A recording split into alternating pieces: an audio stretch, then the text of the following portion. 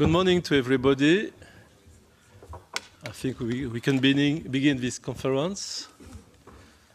So we have translation in French, in English, and in German. And so I will switch to French. Donc merci beaucoup à vous toutes et tous d'être là aujourd'hui. Merci aux différents intervenants. Quelques mots déjà de présentation, puisque certains m'ont déjà vu dans des conférences déjà sur ce sujet des nouveaux OGM ou sur le glyphosate. Donc Christophe Clergeau, je suis le shadow rapporteur pour le groupe socialiste sur le texte NGT pour les bois qui viennent. Et je vais être aussi le rapporteur de la commission Envie sur le texte sur les semences reproductive material. Et je pense qu'il y a d'ailleurs un lien entre ces deux textes et je crois que c'est un enjeu important de voir comment on travaille sur ce que sont les produits qui sont mis à la disposition des agriculteurs et les produits alimentaires proposés aux consommateurs. Alors merci à vous tous et toutes d'être là. Il y a de la concurrence ce matin puisqu'il y a aussi en commission Agri la présentation du texte NGT. Donc il y aura sûrement des gens qui vont faire des allers-retours entre les deux conférences. Et je pense qu'on est au moment où il faut véritablement ouvrir le débat et sortir des postures. C'est le moment parce que le calendrier est en train de s'accélérer. Nous avons ici au Parlement un débat sur le calendrier puisque la rapporteure veut accélérer les choses et nous propose une date limite d'amendement le 15 novembre avec un vote en envie en janvier et en plénière dès fin janvier. C'est une accélération assez subite, contraire au calendrier qu'on avait 15 jours plus tôt. Donc il y a un débat au sein des coordinateurs d'Envie pour qu'on ait un peu plus de temps pour faire ce travail sérieusement. Et pourquoi ? Parce qu'il faut sortir de positions de principes auxquelles certains veulent nous acculer. En gros, on veut faire en sorte que le débat ce soit pour ou contre la technologie. Et je ne sais pas s'il y a des parlementaires qui sont pour ou contre la technologie. Je connais des gens qui sont pour a priori. Je n'ai pas encore rencontré de députés qui sont contre a priori. Et moi, le débat que je veux poser, et c'est pour ça que nous avons organisé cette matinée, ce n'est pas d'être pour ou contre la technologie, mais c'est de se poser la question de savoir comment une société utilise une technologie, une innovation, pour la transformer en produit proposé aux agriculteurs, proposé aux consommateurs. Et pour avoir ce débat-là, si on se réfère à tous les débats que l'Union européenne a eus depuis 40 ans autour de la mise en place du marché intérieur, on a toujours fait deux choses. Regarder la science, toute la science, et se poser la question de savoir comment on prend en compte la science.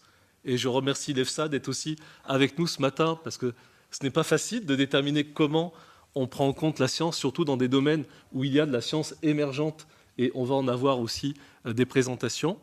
Et donc comment on utilise la science pour fonder la décision publique, et comment on prend en compte les droits des citoyens, qu'ils soient agriculteurs, qu'ils soient consommateurs.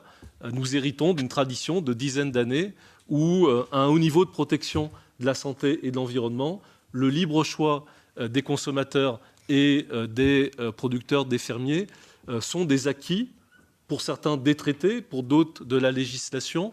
Moi, je pense que ce sont des éléments fondamentaux des traités qui doivent aussi être pris en compte dans la manière de construire une législation. Donc je ne vais pas moi-même ouvrir tous les débats, ils vont être éclairés au fil de la matinée. On a essayé de ne pas avoir trop d'intervenants pour bien laisser le temps à l'EFSA puis à la Commission de répondre et d'être dans la discussion. Mon collègue Martin Osling des Verts va nous rejoindre pour pouvoir réagir aux présentations scientifiques et je compte sur un échange avec la salle. Et cet après-midi, j'organise aussi des réunions avec les parties prenantes pour prolonger les discussions de ce matin et pouvoir avoir un contact direct pour entendre les arguments des uns et des autres. Et pour terminer, je dirais une chose très pratique, parce que certains seront peut-être repartis pour mes conclusions en fin de matinée, c'est si vous avez des amendements, envoyez vos amendements. Maintenant, puisque comme vous le voyez, nous avons des délais qui sont brefs. Donc avec mon équipe et avec les uns et les autres, nous sommes déjà dans le travail de rédaction des amendements et de préparation pour faire face aux échéances législatives. Donc nous sommes à l'écoute de toutes les propositions qui vont venir, parce que par rapport au texte initial de la Commission, si on veut réellement prendre en compte la science dans le processus de décision, si on veut réellement prendre en compte les droits citoyens, il y a beaucoup de points qui doivent faire l'objet de débats et qui peuvent faire l'objet d'amendements. Merci à Martine d'être avec nous. I told everybody you are coming. Et maintenant, moi, je vais aller me mettre au premier rang pour bien écouter et je vais laisser Astrid piloter ce premier panel en remerciant donc nos amis de Test Biotech qui apportent beaucoup dans cette réflexion comme organisation scientifique en lien avec de nombreux chercheurs en Europe. Donc je laisse Astrid piloter ce premier panel et puis je reviendrai piloter le second. Merci à toutes et à tous. Thank you very much, Mr. Clergeau, for this inspiring opening statements. And welcome also from my side to everybody joining us here in the room and also online. My name is Astrid Österreicher and I'm an EU policy advisor for Test Biotech. And I have the honor today to be chairing our first panel on the sanitary and environmental risks related to new GMO plants. The question is, what do we know? We're dealing here with a highly complex and controversial topic where simple slogans such as "listen to the science" do not work anymore. I think we all agree, policymaking should be science-based. But you cannot just listen to the science, because the scientific community is deeply divided on the risks and potentials of this technology. So I thank also Mr. Clergeau for pointing out that we have to take into account all of the science here and not just listen to a majority opinion. It is encouraging to see that even though you are all racing against the clock with these very tight deadlines, you are taking the time today to take a profound look at scientific questions underlying this debate, to inform your political work. We are going to start the scientific presentations with Franziska Koller today. She holds a PhD in microbiology, and she's currently working for the project Genetic Engineering and the Environment, which is a scientific research project funded by the German Federal Agency for Nature Conservation. She will fill us in on unintended changes caused by the CRISPR-Cas gene scissors. Now, this is quite interesting because I'm sure that all of you who are working at the Parliament are being bombarded right now with email and other kind of messages according to which we're dealing here with a very precise technology that only leads to intended changes. Well, now we will hear from Franziska why this is only half of the truth. And that there can also be unintended changes besides the intended ones. Franziska, please go ahead. Thank you. So we're waiting for the slides, I think. Yeah, thank you. Good morning. Thank you for the opportunity to present our work here today. I will talk about unintended genetic changes and effects in NGT plants that require risk assessment. I will split my presentation into two parts. Firstly, I will talk about unintended genetic changes, and here I will summarize the result of our recently published review. In the second part, I will talk about unintended effects on the plant and the environment, and here I will present an example we are currently examining. Oh, sorry. The publication I just mentioned, we review findings in regard to the unintended genetic changes that can be caused by the applications of NGTs. While some of the types of genetic changes might also be observed in conventional breeding, there may be some differences in regard to the probability that these changes occurring at specific sites in the genome. We categorized these unintended genetic changes specific for NGTs and came up with 5 categories to distinguish them. The first category comprises unintended genetic changes resulting from the insertion of transgenes using old or established genomic techniques. Currently, we see that in almost all NGT plants, there are old genomic techniques used. And by using these techniques, the integration of the DNA of the gene scissor is random. This results in a transgenic plant, which may show unintended genetic changes, which can lead, for example, to the disruption of genes and also affect epigenetic regulation. In order to remove transgenes, researchers are using segregation breeding, but sometimes the transgenes or parts of it remain in the genome unnoticed. The second category comprises unintended insertion of transgenes, because during the NGT application, there's often transgenic DNA in the plant cell, for example, DNA from bacteria like Agrobacterium, which is used to transfer the DNA of the gene scissor into the cell. And there are examples where parts of this bacterial DNA are integrated unintendedly into the genome. The third category comprises unintended on-target and off-target changes. On the one hand, there are various examples describing the off-target cleavage, for example, DNA which has similarity to the target region. On the other hand, there are also unintended genetic changes at the on-target site. For example, large insertions or large structural changes. And it was shown that these are not always easy to detect. Due to the technical potentials of NGTs, these unintended genetic changes might occur at genomic sites that differ compared to conventional breeding. The next category is about chromotripsis-like effects. Chromotripsis is a genomic event where possibly hundreds of chromosomal rearrangement can happen in a single catastrophic event.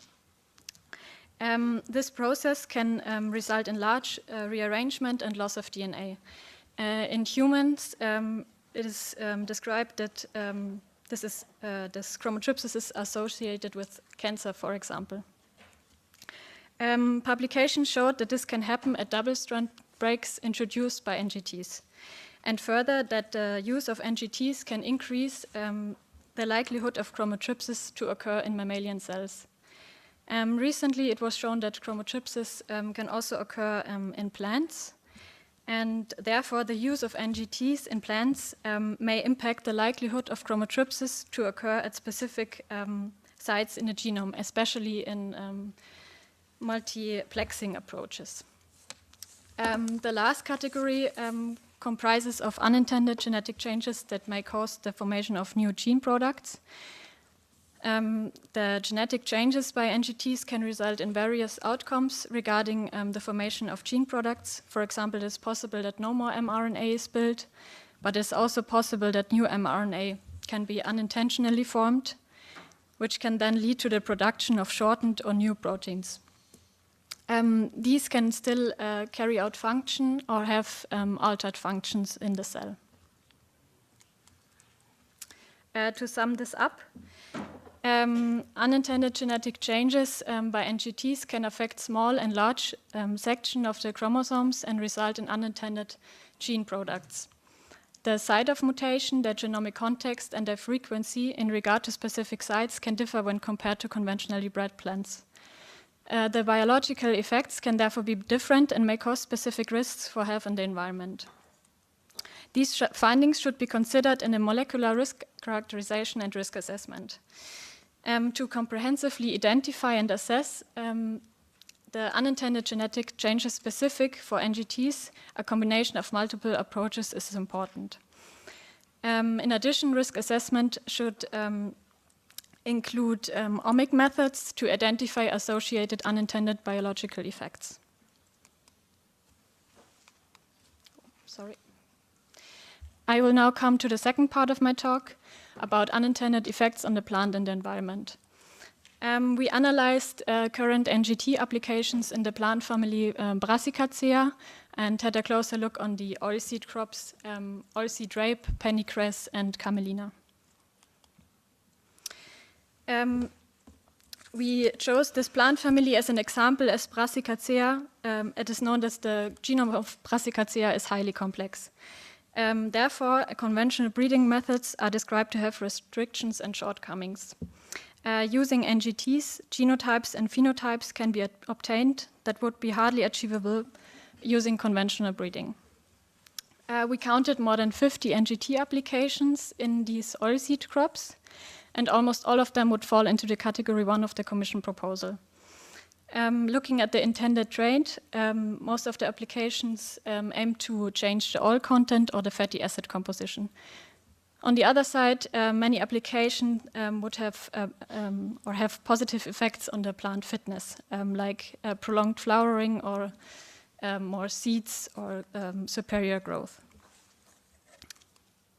Looking at the effect that these applications can have, we identified some unintended effects and risks for the plant and the environment. A lot of NGT applications aim to change the fatty acid composition, in particular to reduce polyunsaturated fatty acids in NGT plants.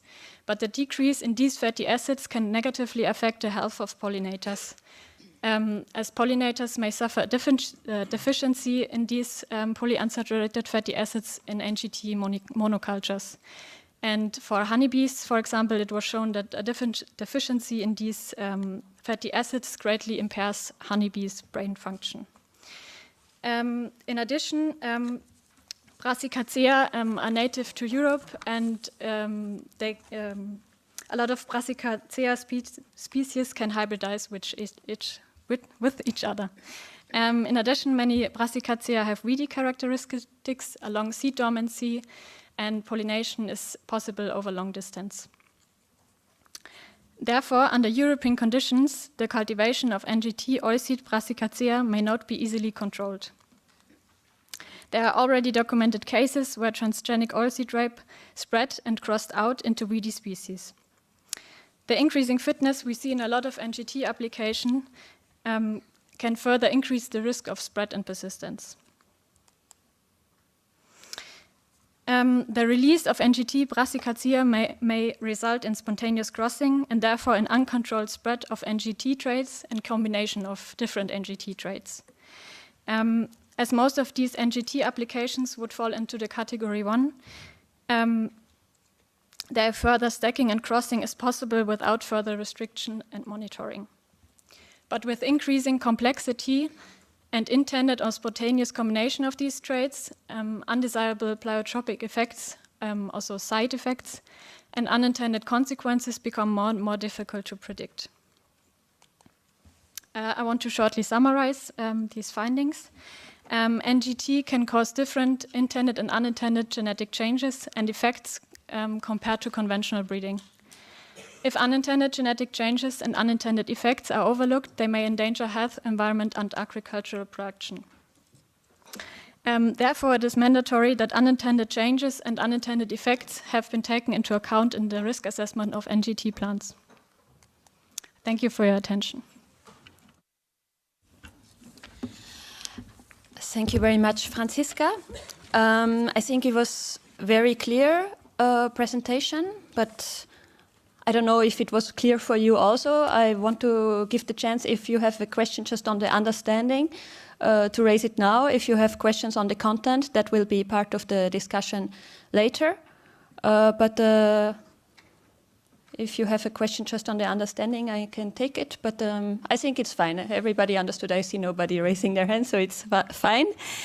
And I think you made some very important points. You know, if we overlook these unintended changes, then this can really lead to damage for environment and health as well.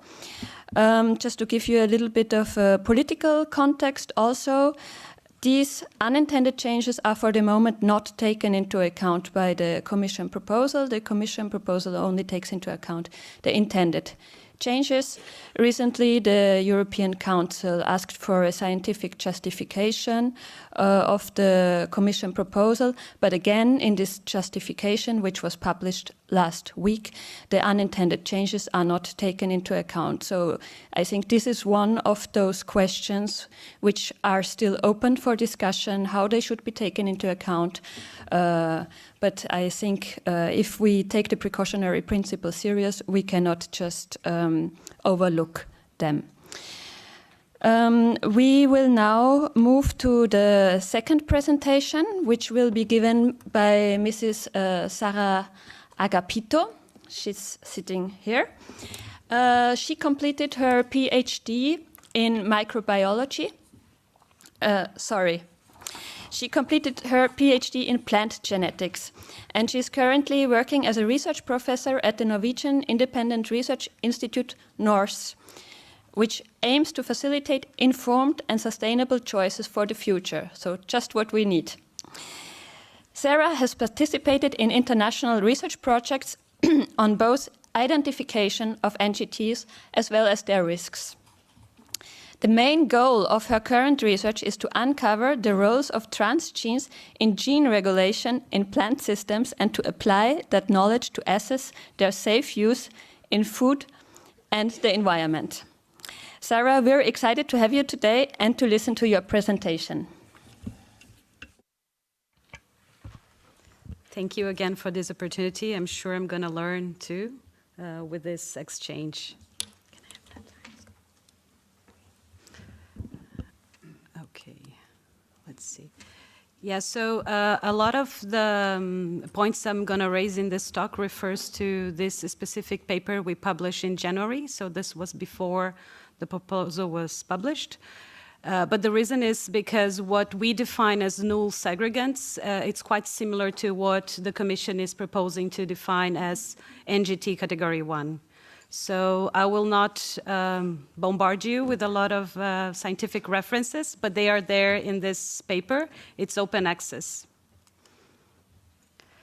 Many of you have seen the text. I just would like to recall that the definition of NGT category 1, and that's mainly what I will discuss in my talk. So the Commission states that given that these NGT category 1 are equivalent to conventional breeding techniques, then the risks are comparable. So it assumes that equivalence correlates with the level of risk, and that's a challenge that I'm going to take with this talk. And in order to establish equivalence, the Commission proposes these criteria in Annex 1. And as you can see, I'm not going to go through each of this, but it's a lot related to the number of nucleotides, DNA nucleotides that are changed in the NGT plant. So there are many questions related to this criteria. From a plant geneticist point of view, there are technical semantics, whether there is 1, 2, or 3, whether they are in target site 1, 2, or 3. To my understanding, there is a step back and a question on whether these techniques, in fact, they improve the speed and the scale that these products are going to be used, and that's not comparable with neither natural products or products from conventional breeding. So these thresholds, they are arbitrary. There is no correlation between 20 nucleotides and risks. And I think Francisca gave us very good examples of how unintended changes can be smaller than 20 nucleotides or even larger and have risks. And they are also loose because they are definitions that are not clear. So the process by which perhaps EFSA is going to develop further on, if the proposal is taken as it is, that will be very important to establish the risk profile. So the way that the proposal is written is that a risk category is decided then by a threshold-based trigger, which is the number of nucleotides changed. And these are normative judgments of equivalence, which are arbitrary estimates of how many nucleotides must change to create hazard. And the reason why I'm linking this to risk is because the Commission is proposing to take equivalence as correlation to risk.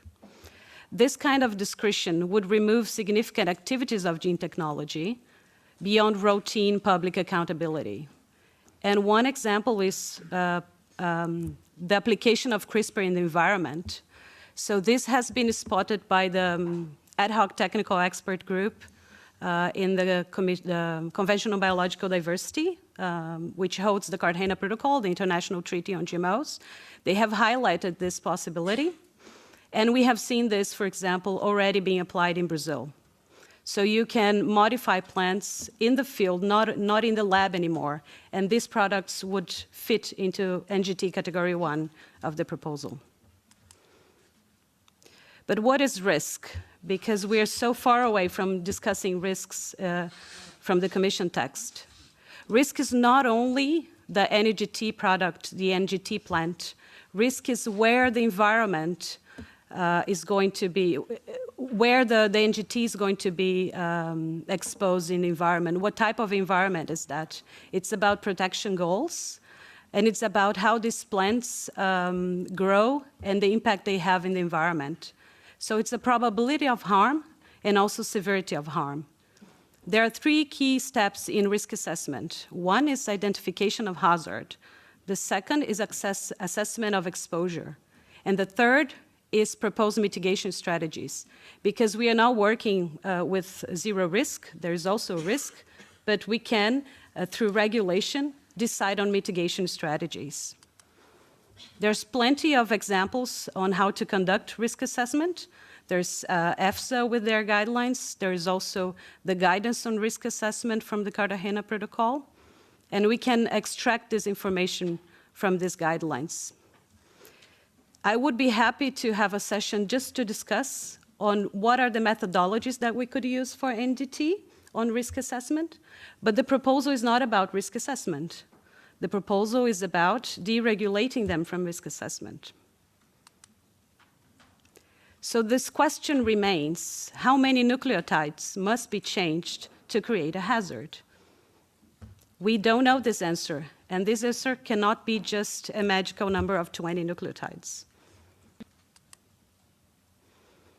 I've listed a few characteristics of NGTs for us to discuss and debate. NGTs are a product of gene technology. And I challenge you to go to the EU SAGE database, which lists more than 800 papers that have modified genetically plants, and pick 10 papers and check how they have modified these plants. You'll be surprised that 9 or even 10 have used classical genetic engineering techniques to modify these plants. So NGT Category 1 are, in fact, an end product of cumulative interventions, not only CRISPR interventions, gene editing interventions. At the same time that they increase efficiency and the target site, they also increase efficiency at off-target sites to modify these locations, as well presented by Francisca. So CRISPR, which is the most used technique, does not work like a lock and a key.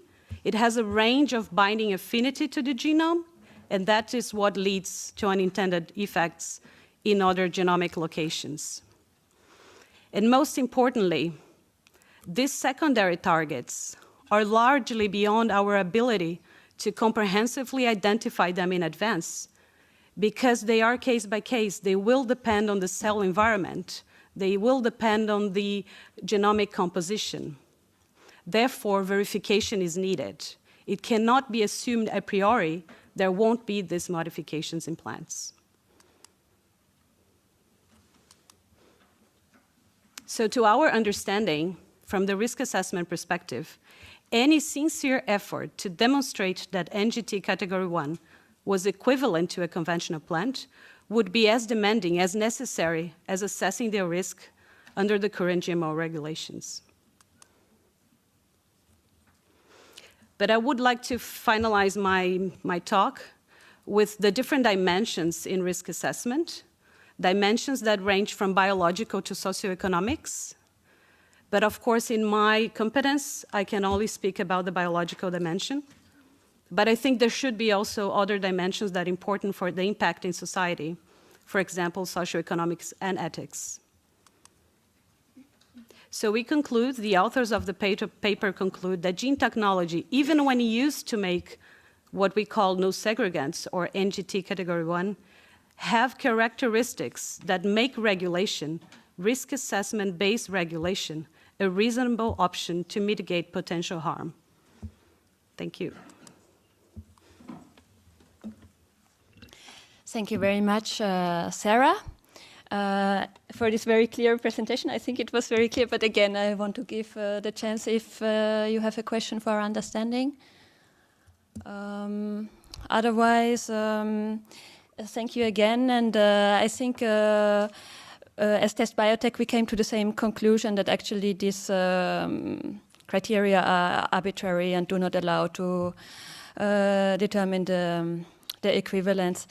But the question now, of course, is what needs to be done that this equivalence can be established. But I think that will be a question that we can discuss during the final discussion. Franziska, you have a question? Franziska Achterberg from the Greens IFA group. Sarah, I was wondering, you used the term classical genetic engineering techniques or something that are being used. Earlier we heard about insertion of transgenes. Can you explain what you mean by classical GMO technology or GMO techniques? Yes, I'm sorry, I didn't list that. So what we call classical genetic engineering techniques are the techniques used to make the GMOs from the previous, from Directive 2001. So this is biolistics, random integration, bombardment of the genome, agrobacterium, which infects the cell plant and transfers transgenes, electroporation, so electric shocks to get transgene inserted in the cell also randomly. What other? Yeah. And the reason is because one needs to transfer the CRISPR machinery to the inside the cell of the plant. And there is only one way to do it without using this classical genetic engineering techniques, which is transferring the protein complex. We do this in our lab. So we develop a lot of model plants that are gene edited so that we can study effects. But the efficiency of doing this is very, very low in plant cells. So it's less than 15%. And even that, we need to make the membrane of the cell permeable. So we use either heavy chemicals or electroporation. But that's not used in these papers because it's not efficient. Most of the papers will still transfer plasmids into the cell. Of course, just a final note, they are going to back cross with a conventional plant to extract the transgene that has been inserted. But that's not a straightforward process, and that verification is needed, and it's missing in the proposal. Thank you very much, Sarah, for this clarification. We're now going to move to our next speaker, who is going to join us online, Mr. Yves Berthaud. I'm going to switch to French to introduce him. Yves Berthaud est biologiste de formation et il est directeur des recherches INRA au Musée national d'histoire naturelle. Je pense qu'en France, il ne serait même pas nécessaire de le présenter car tout le monde le connaît. Si vous demandez à des ONG qui travaillent sur le sujet des nouveaux OGM en France, ils peuvent vous pointer vers un expert scientifique sur la question. Ils vont vous pointer vers Monsieur Yves Berthaud. Bref, on est très heureux de l'avoir pu recruter comme intervenant aujourd'hui et vous allez comprendre pourquoi. Yves, je te passe la parole. Merci Astrid. Désolé de ne pas avoir pu vous rejoindre à Bruxelles, mais j'avais différentes obligations par ailleurs. Donc les NGT sont une de ces nouvelles séries de promesses d'un avenir radieux qui nous rappelle celle précédente sur les OGM transgéniques il y a 40 ans, le clonage il y a 25 ans. Je vais vous parler des NGT sur la prochaine diapositive comme sur la prochaine diapositive, comme une technique de manipulation qui permet une réécriture du génome. Je dis bien réécriture du génome, car parler d'édition, ça voudrait dire que je connais la langue et la grammaire. Or, actuellement, nous en sommes au niveau de la connaissance des génomes et des épigénomes au stade de réécrire des hiéroglyphes avant la découverte de la pierre de Rosette par Champollion et son décryptage. Sur la diapositive suivante, je vais vous rappeler, sur celle-là encore, la prochaine, je vais vous rappeler que le végétal est un ensemble de tissus non mobiles qui ont développé des capacités particulières d'adaptation à l'environnement. Les cellules et les tissus communiquent entre eux via des protéines, des hormones, de l'ADN, des ARN messagers. De même, les comportements cellulaires sont complexes, communiquent entre eux. Il est remarquable que l'évaluation des risques comme celle que j'ai effectuée pendant un certain nombre d'années au Haut Conseil des biotechnologies ne prennent en compte que le noyau, mais pas les autres compartiments contenant eux aussi des acides nucléiques, tous ces organites qui influent et sont influencés par les modifications effectuées au niveau du génome. La diapositive suivante vous rappelle que, en fait, les NGT ne sont qu'une des promesses technosolutionnistes pour nourrir le monde, assurer la sécurité alimentaire, lutter contre le climat, etc. En fait, c'est une des promesses classiques et qui repose, diapositive suivante, sur la croyance que sur plutôt l'idée, la reprise de l'idée de la biologie moléculaire des années 1970, celle des prix Nobel, Wolf, Monod et Jacob. L'idée de base des techniques NGT, c'est que le génome est un ensemble de briques interchangeables et que les sélectionneurs vont pouvoir, puisqu'ils sont toujours à la recherche d'une diversité qui a été supprimée, réduite fortement entre la domestication et la sélection variétale des dernières décennies, et que ces briques vont permettre de passer d'une espèce à une autre, voire entre variétés, quand il s'agit de modifier. Cette sélection variétale, en fait, basée sur des systèmes mono- ou oligogéniques, correspond à une course effrénée à la diversité. Or, diapositive suivante, elle se heurte à la complexité de ce que l'on a des génomes. Je vous rappelle ici juste celui du colza, du colza. L'approche réductionniste nous parlait il y a quelques années d'un génome de référence à partir duquel on pourrait échanger des briques entre espèces, voire entre variétés, alors qu'on sait maintenant que les génomes sont bien plus compliqués et qu'il faudra bien plus de travail et d'argent pour essayer d'en tirer quelque chose. Car les génomes varient au sein d'une même espèce, entre populations, mais aussi entre voisins pour les plantes qui ne sont pas des clones, avec des parties indispensables et des parties variables. C'est ainsi qu'on découvre que le génome du maïs en altitude est beaucoup plus petit que celui dans les plaines mexicaines. Dans la diapositive suivante, je vous rappelle que le génome n'est pas un système linéaire, mais un système tridimensionnel qui fait que la moindre variation à un endroit peut avoir des effets distaux, c'est-à-dire à distance. Une mutation ponctuelle, par exemple, peut modifier le positionnement dans un domaine lointain, ce qu'on appelle un TAD, et changer la régulation, l'expression d'une protéine qui n'est absolument pas à côté de la mutation que l'on a induite. Ceci pour revenir aussi à un autre problème déjà évoqué par exemple à propos de la taille des nucléotides. La taille de 20 nucléotides en deçà de laquelle une modification génétique intentionnelle ou non intentionnelle serait sans véritable conséquence et sans aucune base scientifique. C'est un peu comme dire qu'une voiture sur 3 roues peut rouler, au moins dans certaines circonstances. Il est actuellement nécessaire de séquencer des milliers de pangénomes pour se faire une idée de ces briques, et ce n'est probablement qu'un début. Si vous vous rappelez qu'en ce qui concerne l'homme, ce sont des centaines de milliers de pangénomes qui sont en cours de séquençage. Quand on se rappelle, sur la diapositive suivante, les difficultés qui existent pour essayer d'établir une corrélation entre le génotype et le phénotype, on ne peut qu'être effaré par la catégorisation qu'a effectuée la Commission européenne sur la cisgénèse, l'intragénèse, qui a disparu d'ailleurs et qui est devenue un pool de sélectionneurs.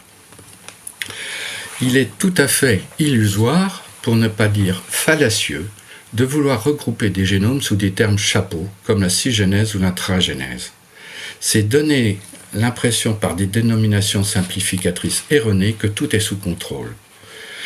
Les modifications de génome dans un individu peuvent avoir des conséquences différentes chez d'autres individus de la même sous-espèce et même du même pool de sélectionneurs. Le simple transfert de séquences entre variétés est en soi difficile et sujet à de nombreux effets non intentionnels.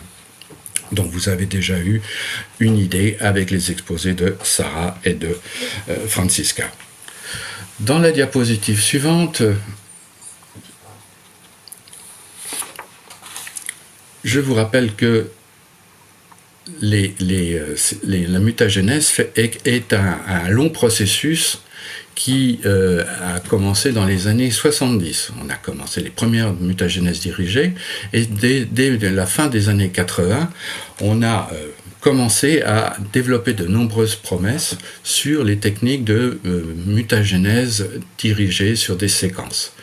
De nombreux candidats ont été proposés au cours de ces décennies, et même si actuellement CRISPR-Cas est le modèle à la mode, on reste en fait toujours sur notre faim, car il existe de nombreuses combinaisons entre gènes, aux effets inattendus, et avec de nombreuses imperfections dans les outils qui permettent non seulement d'avoir des effets non intentionnels, mais qui en fait, n'élimine pas la prévalence du fond génétique.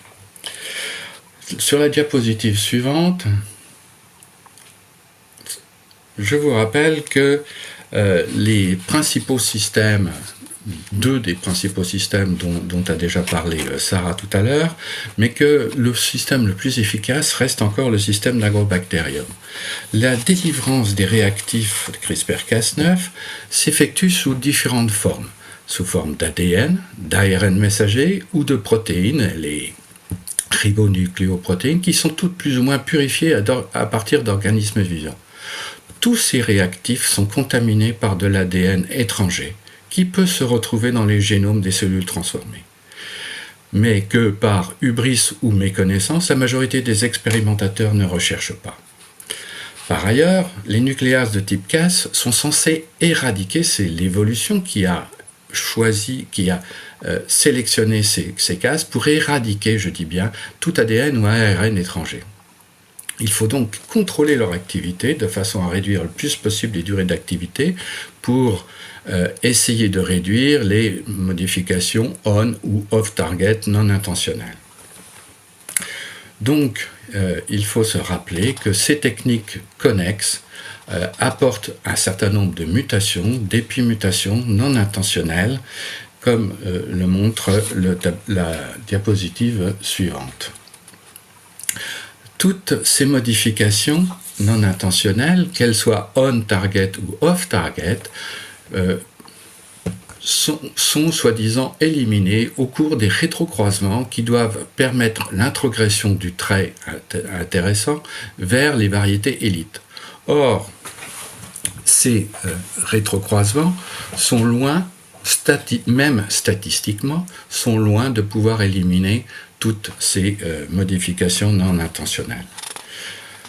Donc, on retrouve dans les variétés élites, pour de nombreuses raisons biologiques que je ne vais pas développer ici, on retrouve un certain nombre de cicatrices, tant des techniques connexes que des techniques NGT, et ces cicatrices dans les variétés élites se retrouvent en partie dans les cultivars et peuvent donc servir à la traçabilité. Sur la diapositive suivante, je rappelle deux problèmes qu'il y a avec CRISPR-Cas. C'est premièrement que les ARN guides sont issus d'une fusion de deux ARN et donc que cela pose beaucoup de problèmes de thermodynamique, de longueur, etc. Et donc ces effets off-target, etc. Et surtout aussi le deuxième point, c'est la nécessité de séquences PAM pour l'accrochage de ces Cas. Or, avec l'usage des codons qui varient au sein du noyau d'une seule cellule, cela veut dire que pour pouvoir modifier des séquences au niveau d'un noyau, on sera souvent obligé soit de changer de Cas selon les séquences que l'on veut modifier, soit d'utiliser des systèmes beaucoup plus ces systèmes sont-ils, diapositive suivante, précis? Excusez-moi, Yves, est-ce que je peux te demander de venir aux conclusions, oui. s'il vous plaît? Alors voilà une capture de l'attention, juste.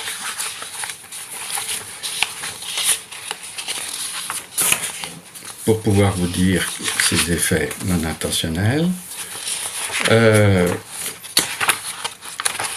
Il est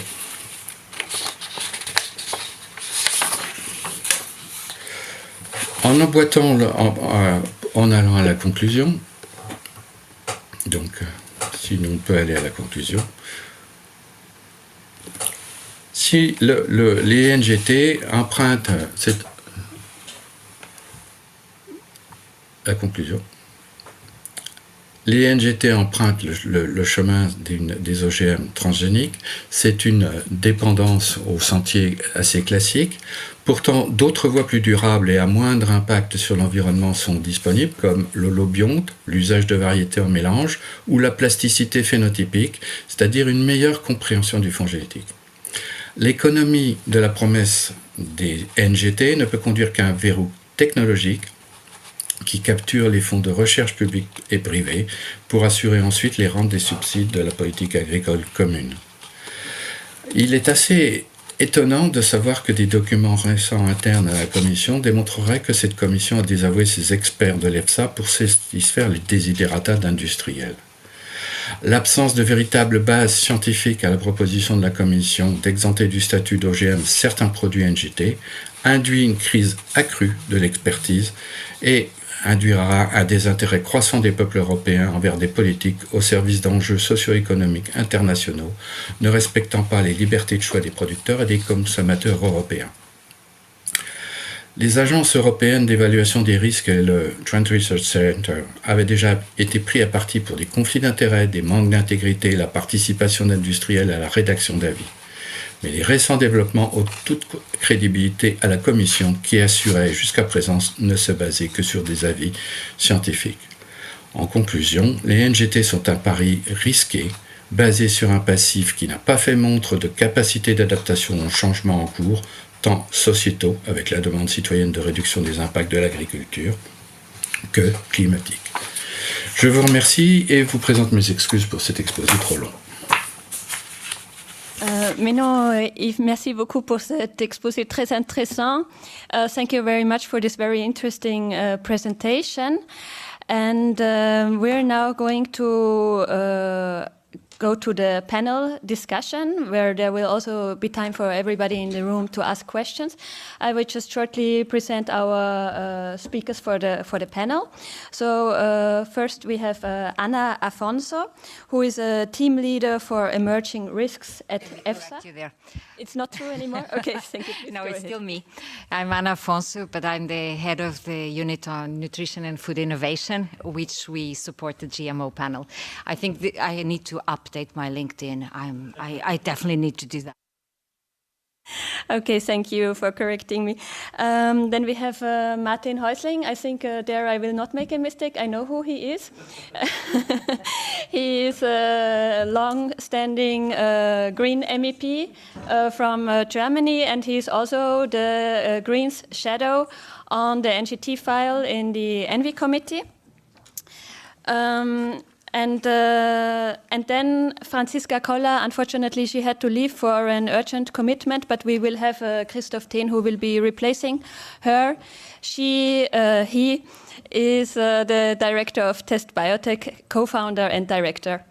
But I will first give the word to Ana Afonso for 5 minutes to have a short reply to what was presented. Thank you. Thank you very much, Astrid.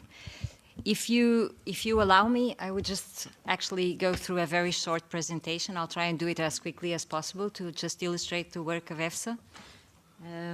Do I need to ask for next? Okay, thank you very much. All right, I'll try and be brief, just to let you know a little bit where we stand. I think most of you do know. So EFSA is the scientific advice authority on the area of food safety, and we have been working on genetically modified organisms from the time we were created. So nothing new there. This is the current regulatory framework to which we follow on our assessment. Just a little thing about what is a GMO.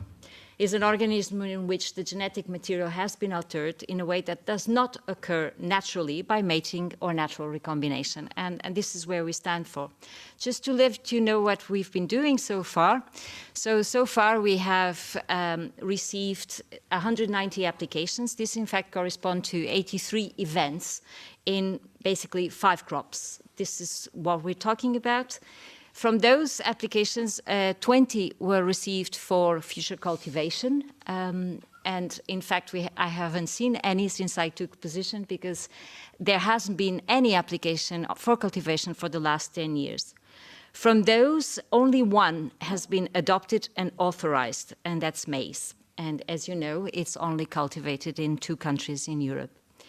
For import and processing, we have done 170 applications. We're currently working on 35 of those.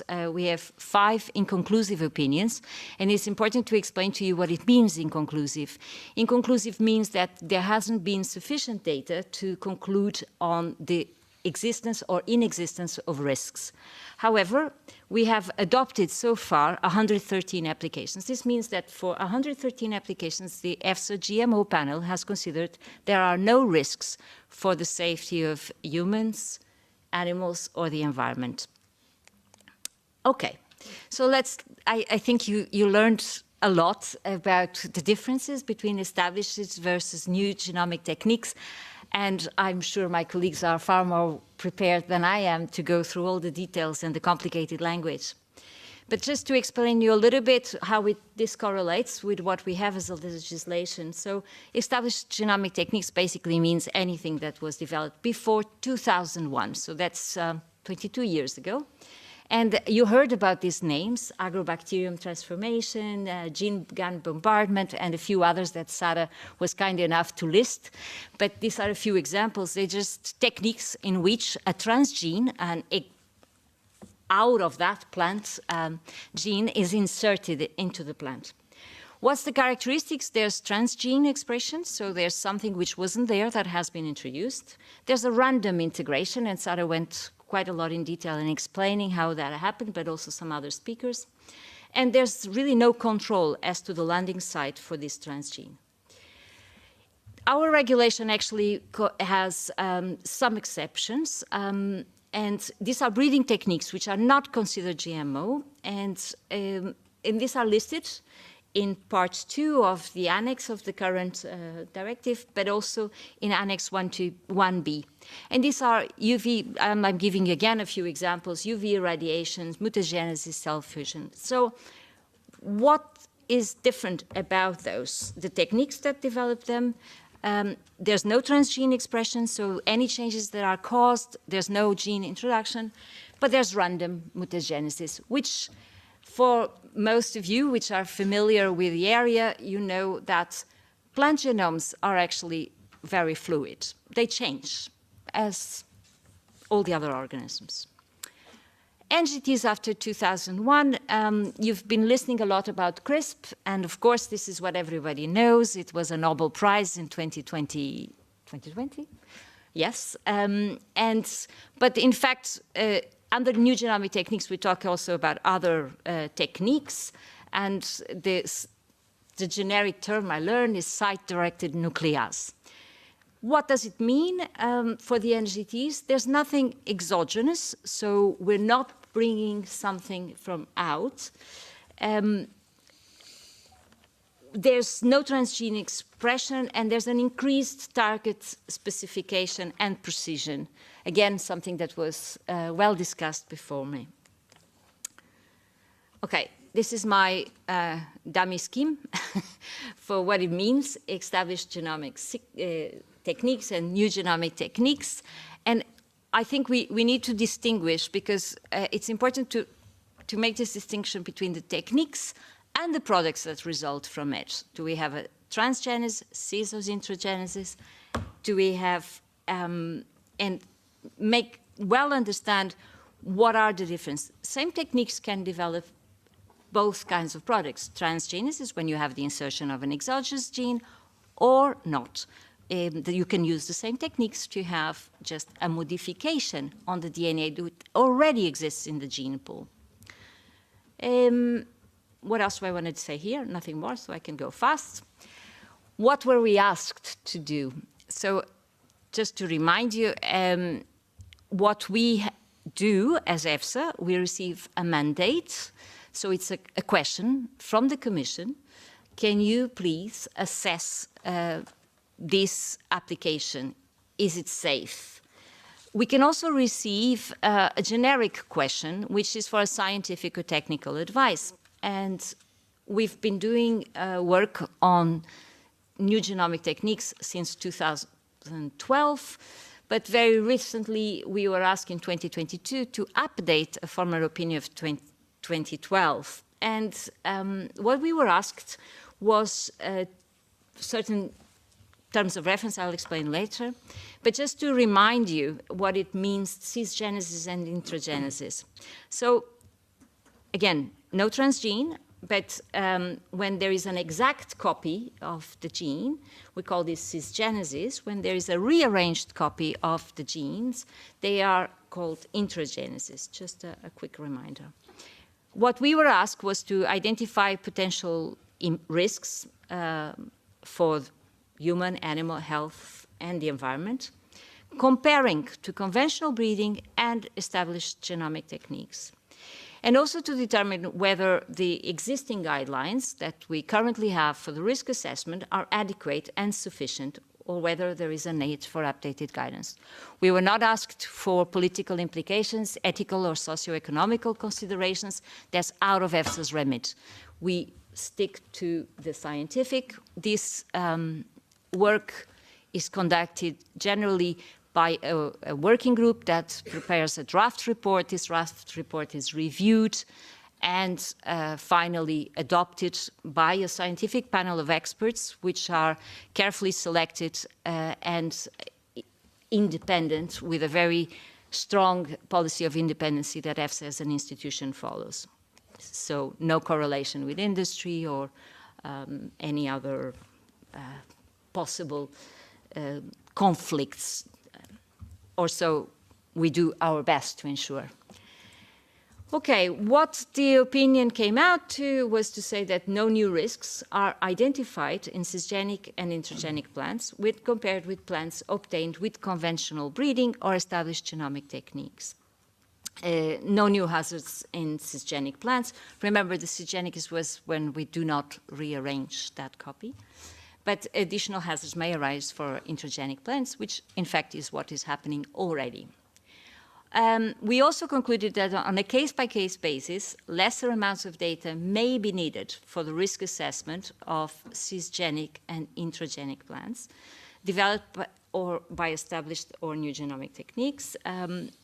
Current guidelines for assessing plants are partially applicable and sufficient. When we say partially applicable, it's because, in fact, we recognize certain difficulties on the assessment.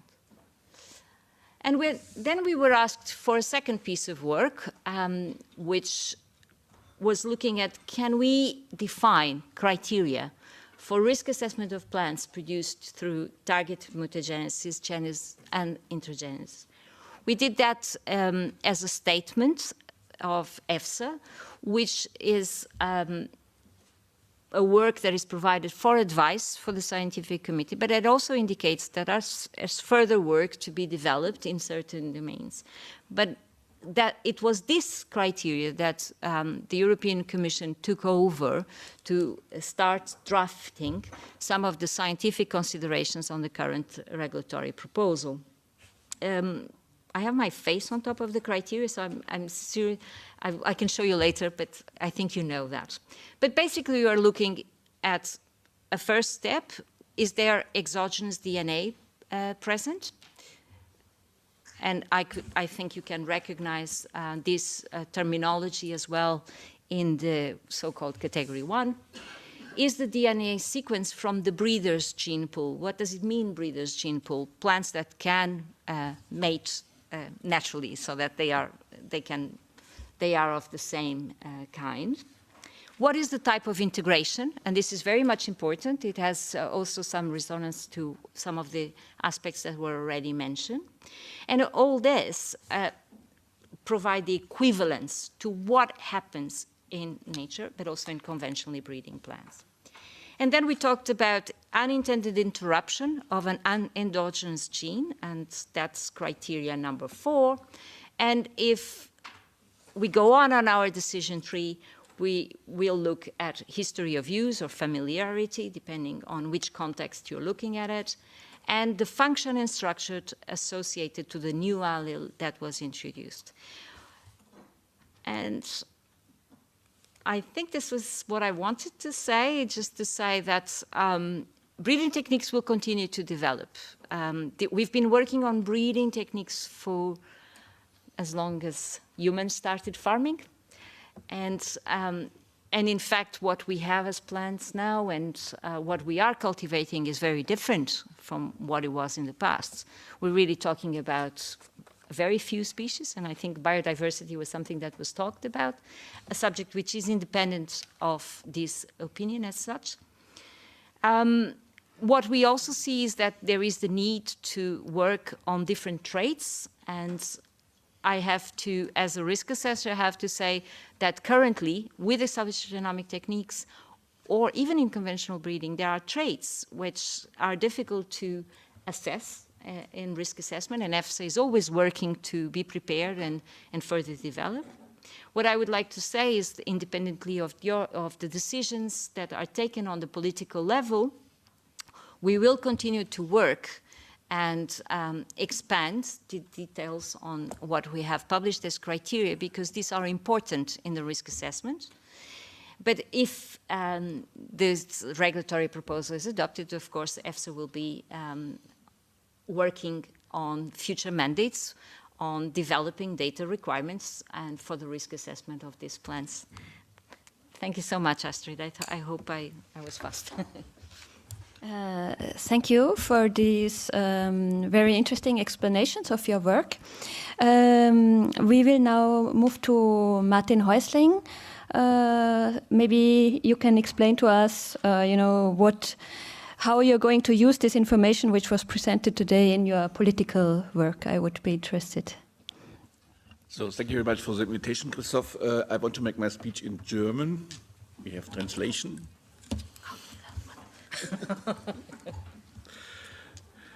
Ja, ganz herzlichen Dank für die Einladung. Und also ich bin ja jetzt schon ein paar Jahre in der Politik. Ich habe auch schon in den 2000er Jahren die Diskussion verfolgt, damals die großen Versprechen der Gentechnik, der alten Gentechnik, muss man jetzt sagen. Und was ist daraus geworden? 2 Arten von Pflanzen, die einen, die selber Gift produzieren, und die anderen, die Resistenzen gegen Pestizide haben. Viel mehr ist ja nicht passiert in den ganzen Jahren. Und jetzt kommt die neue Welle mit CRISPR-Cas und jetzt tut sich eine Wundertüte auf. Und jetzt können wir alle Probleme, die wir haben, der Welt lösen, vor allem klimaangepasste Pflanzen. Wenn ich mir das jetzt anschaue, was ist auf dem Markt und was hat Marktreife, ja, dann haben wir die GABA-Tomate, die blutdrucksenkende Tomate. Ich glaube, darauf hat die Welt gewartet, das muss man mal deutlich sagen. Der Bayer will einen Mais auf den Markt bringen, der kürzer ist und deshalb nicht so anfällig ist für Schäden durch Wind. Das sage ich nur als Biobetrieb, als Biobauer schaffe ich das auch, so Mais nicht so groß zu kriegen, da brauche ich keine Gentechnik für. Also es werden jetzt Wunderversprechen gemacht, die nicht haltbar sind. Und alle Diskussionen, die jetzt im Moment ablaufen, konzentrieren sich sagen, auf Kennzeichnungen und auf Patente. Beides hat eine enorme Wichtigkeit, keine Frage. Aber keiner redet mehr darüber, dass wir eine Risikoprüfung brauchen. Ich glaube, die Vorträge haben heute Morgen sehr deutlich gezeigt, es gibt ein Risiko. Es gibt ein Risiko und dann schauen wir nur mal, was Frau Carpentier, die das ja erfunden hat. Gibt es keine Übersetzungsprobleme? Is there no translation? Yes. There was a problem with translation, but it came back. Yeah, we're having interruptions. Okay, it came back. So, Frau Carpentier hat, die den Nobelpreis 2020 bekommen hat, ja selber davor gewarnt und hat gesagt, es ist eine sehr gefährliche Technik. Und in Deutschland hat der Ethikrat ja ein Moratorium bei dem Einsatz von CRISPR-Cas bei Menschen ausgesprochen. Und im humanen Bereich sagt man, nee, das ist zu gefährlich, bitte nicht auf CRISPR-Cas setzen. Es gibt Risiken, die wir in dem humanen Bereich nicht absehen können und die wir nicht wollen. Aber jetzt wird natürlich gesagt, im Bereich der Tiere und der Pflanzen, ja, da können wir ja alles Mögliche probieren jetzt. Warum dieser Unterschied? Sind Tiere nicht sehr nah verwandt mit uns? Warum macht man diese Unterschiede jetzt? Und ich finde, muss ich auch noch mal sagen, die Vorlage der Kommission ist keine wissenschaftliche Vorlage, es ist eine politische Vorlage. Man will etwas durchsetzen, was man politisch erreichen will. Und man hat sich ja, das haben wir ja schon kritisiert, ganz am Anfang auch wirklich darauf konzentriert, dass bei den Anhörungen in der Kommission die Verteilung derjenigen, die da Stellungnahmen gemacht haben, sehr einseitig war. Ja? Wer hat denn da in erster Linie bei 70% der Anhörungen bei der Kommission vorgesprochen, nämlich die Industrie? Und das hat man 1:1 übernommen. Nur mal eine Frage dann an die Kommission. Wie kommen Sie eigentlich auf 20 gentechnische Veränderungen einer Pflanze und die könnte man, das war ohne Risiko? Warum nicht 15? Warum nicht 30? Warum nicht eine? Allein das zeigt doch schon, dass eine rein politische Botschaft ausgesendet wird. Man muss sich da mal vorstellen, 20 einer Pflanze, aber was ist, wenn man die Pflanzen miteinander kreuzt? Wie viele gentechnische Veränderungen haben wir denn dann? Ja, überhaupt nicht berücksichtigt in der ganzen Vorlage. Und dass diese Heilsversprechen, die man da macht, ich, wie gesagt, komme aus einer langen Diskussion um Gentechnik. Es gab mal in Deutschland die Entwicklung einer Kartoffel, Amflora. Die sollte dann bestimmte Eigenschaften haben bei Stärke, damit sie besser verarbeitet werden kann. Ja, ganz groß gehypt, damals von BASF. Das Problem war nur, die hatte zwar die Eigenschaften, sie hatte nur keinen Ertrag.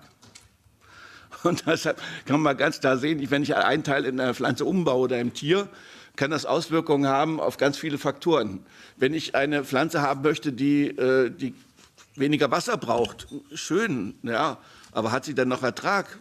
Oder was hat sie ansonsten für Veränderungen? Also zu glauben, und das finde ich, ist auch der Fehler in der Kommission, man tut so, als müsste wie beim Computer hier und da was ändern und dann kriege ich ein neues Programm abgespult und schon haben wir das gewünschte Ergebnis. So einfach ist es halt nicht. Und das muss man auch mal deutlich sagen. Und was kommt auf den Markt? Das, was jetzt vorliegt, was auch Sie eben vorgestellt haben, zeigt ja deutlich, es geht gar nicht um klimaresistente Pflanzen. Was heißt eigentlich Klimaresistenz? Wir haben ja dieses Jahr gesehen, wir hatten erst Trockenphasen, dann hat es ganz fürchterlich geregnet. Ja, was für Pflanzen muss man denn jetzt entwickeln? Also wasserresistente oder trockenresistente Pflanzen, das kann man überhaupt nicht abschätzen. Und deshalb ist die Frage, was kommt auf den Markt? Auf den Markt werden Designerpflanzen kommen. Es wird um Designerpflanzen geben, die vielleicht besser zu verarbeiten sind, die bestimmte Bereiche betreffen. Und da stellt sich halt die Frage, was ist zum Beispiel, wenn jemand dann Allergien hat, wird das berücksichtigt, wenn man solche Sachen auf den Markt bringt, beim menschlichen Essen? Und das sind alles Sachen, die muss doch eine Risikobewertung vorgeschaltet sein. man kann nicht einfach irgendwas auf den Markt bringen und sagen, warten wir mal ab. Das Zweite ist, was ist eigentlich, wenn man dann tatsächlich merkt, und selbst die Kategorie 2, muss ich auch nochmal deutlich sagen, die hat wirklich auch keine konsequente Risikovorsorge, sondern das kann die Kommission entscheiden. Hat eine Pflanze ein Risiko? Also auch Kategorie 2 ist weitgehend befreit von Auflagen. Das muss man auch mal deutlich sagen. Aber was ist eigentlich, wenn die Kommission oder andere feststellen, die Pflanze, sorry, die ist aus dem Ruder gelaufen, die ist nicht so, wie wir das alle gedacht haben. Und dann kommt das große Risiko, was wir dann haben. Ich kann bei der roten Gentechnik einen Deckel drauf machen, kann sagen, okay. Aber was ist, wenn wir Pflanzen, die dann massenhaft angebaut werden, wir merken, es gibt sozusagen Folgen für die Umwelt. Wie holen wir die zurück? Also einmal freigesetzt, wie holen wir diese Pflanzen zurück? Und das ist doch das Risiko, was wir haben, was man ganz deutlich auch sagen muss.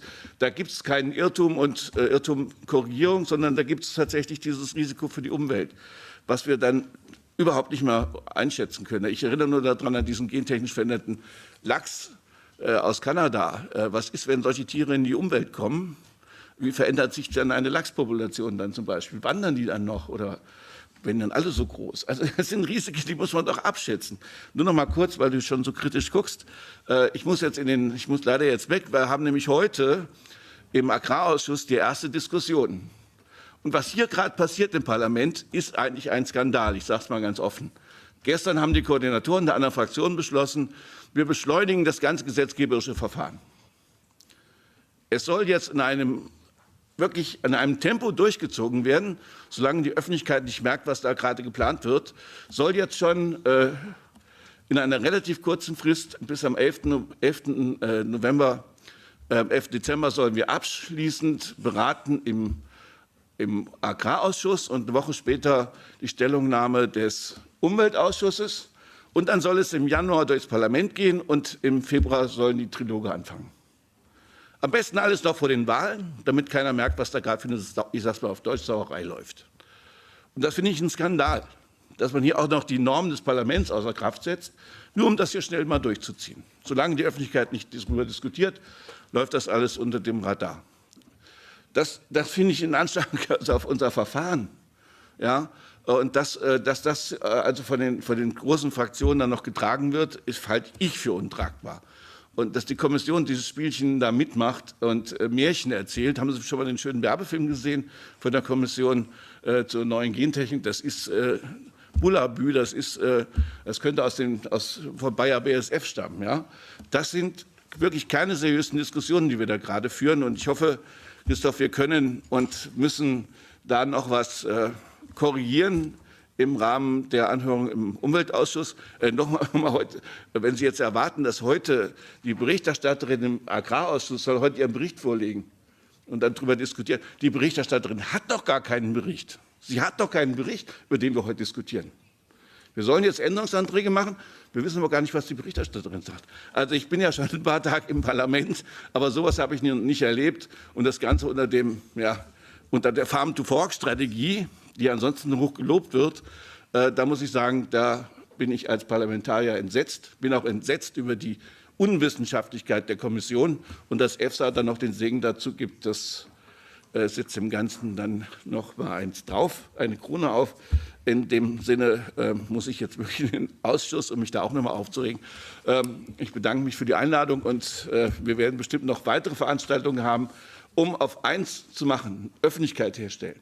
Wir müssen die Öffentlichkeit über das informieren, was da gerade läuft. Es ist nicht nur eine Bedrohung des Biolandbaus, sondern letztendlich auch eine Bedrohung unserer Verbraucherrechte und dessen, was wir im was wir in Europarecht haben, ein Vorsorgeprinzip.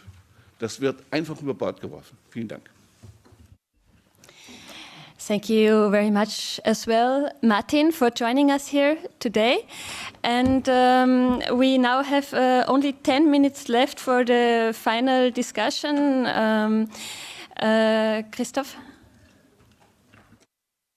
Moi, je voudrais juste poser 3 questions, notamment à l'EFSA, mais ça peut amener des réponses des autres acteurs. D'abord, je voudrais saluer la présence de mon collègue, M. Lecas, qui est le shadow socialiste en commission Agri.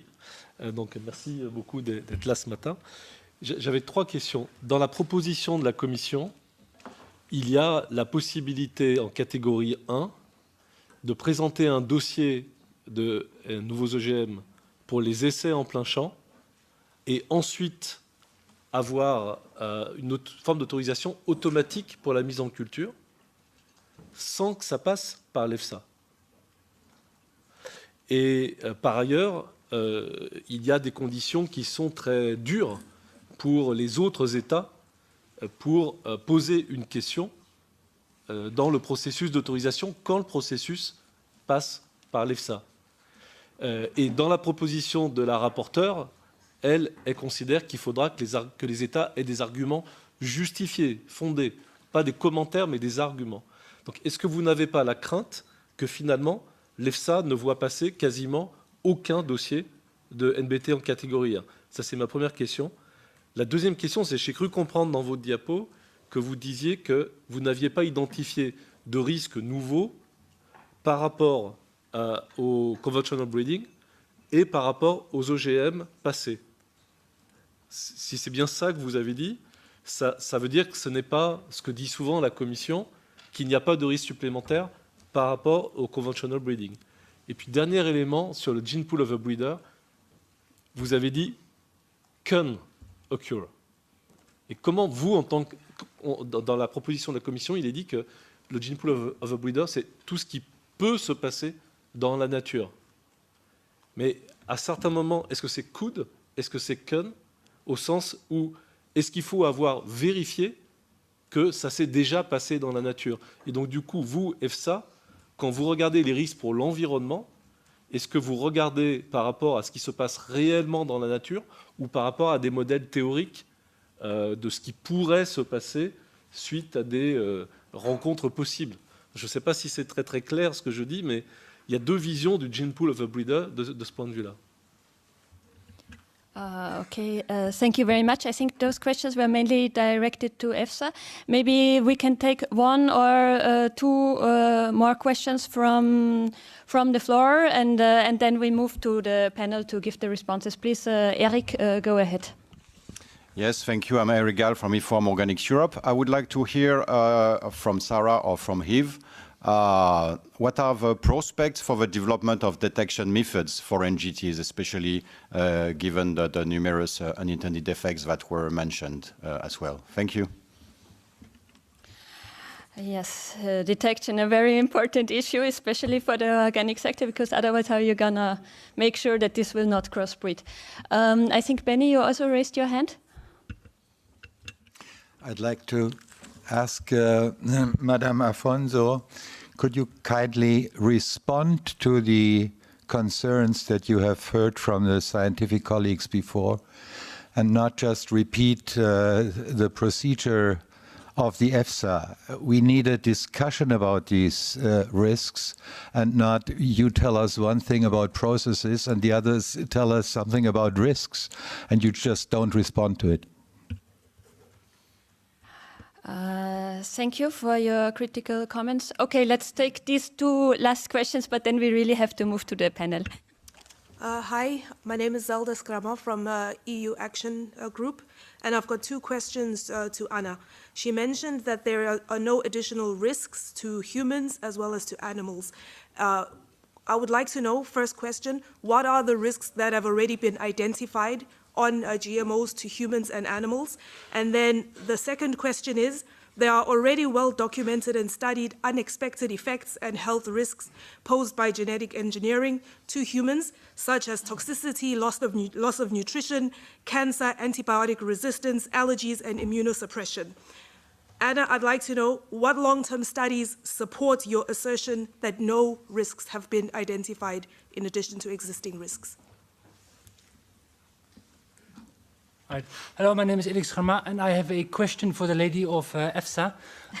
You specifically say that intragenesis and cisgenesis, there is no, there's basically no risk. You said that there's not a risk category for compared to metagenesis. However, can you guarantee that there is no risk in accidental genetic damage when you start copying cells or when you start using modifying cells with the genetic material of the same plant, for instance, or the same animal in this case?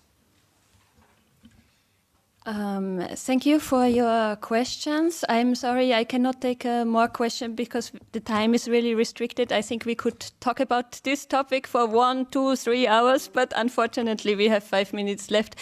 So I would like to, if the two of you want to respond, I would like to give 2 minutes to each of you, and then I would like EFSA to have the final word until we really have to switch to the next panel. Who would like to start? Yes, thanks for the question on detection. I was actually reading again the proposal, and I find on page 22 this text, which refers to detection. The European Union Reference Laboratory for GM Food and Feed, in a collaboration with the European Network of GM Laboratories, concluded that analytical testing is not considered feasible. And now we just recently got the European Commission to invest 10 million euros on detection methods under the Horizon Europe research program, to which many of these members are in the consortium.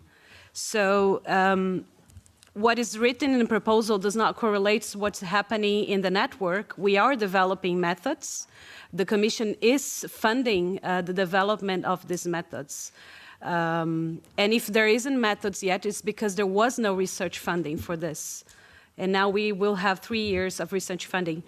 But there is a team here in Belgium, in Cienzano. They have published a lot on gene-edited rice, gene-edited microorganisms. We have a project running from the Norwegian Research Council since 2019, 2020. We have published 2 papers. We are now coming to 2 others on detection methods, so it's evolving. The topic is evolving.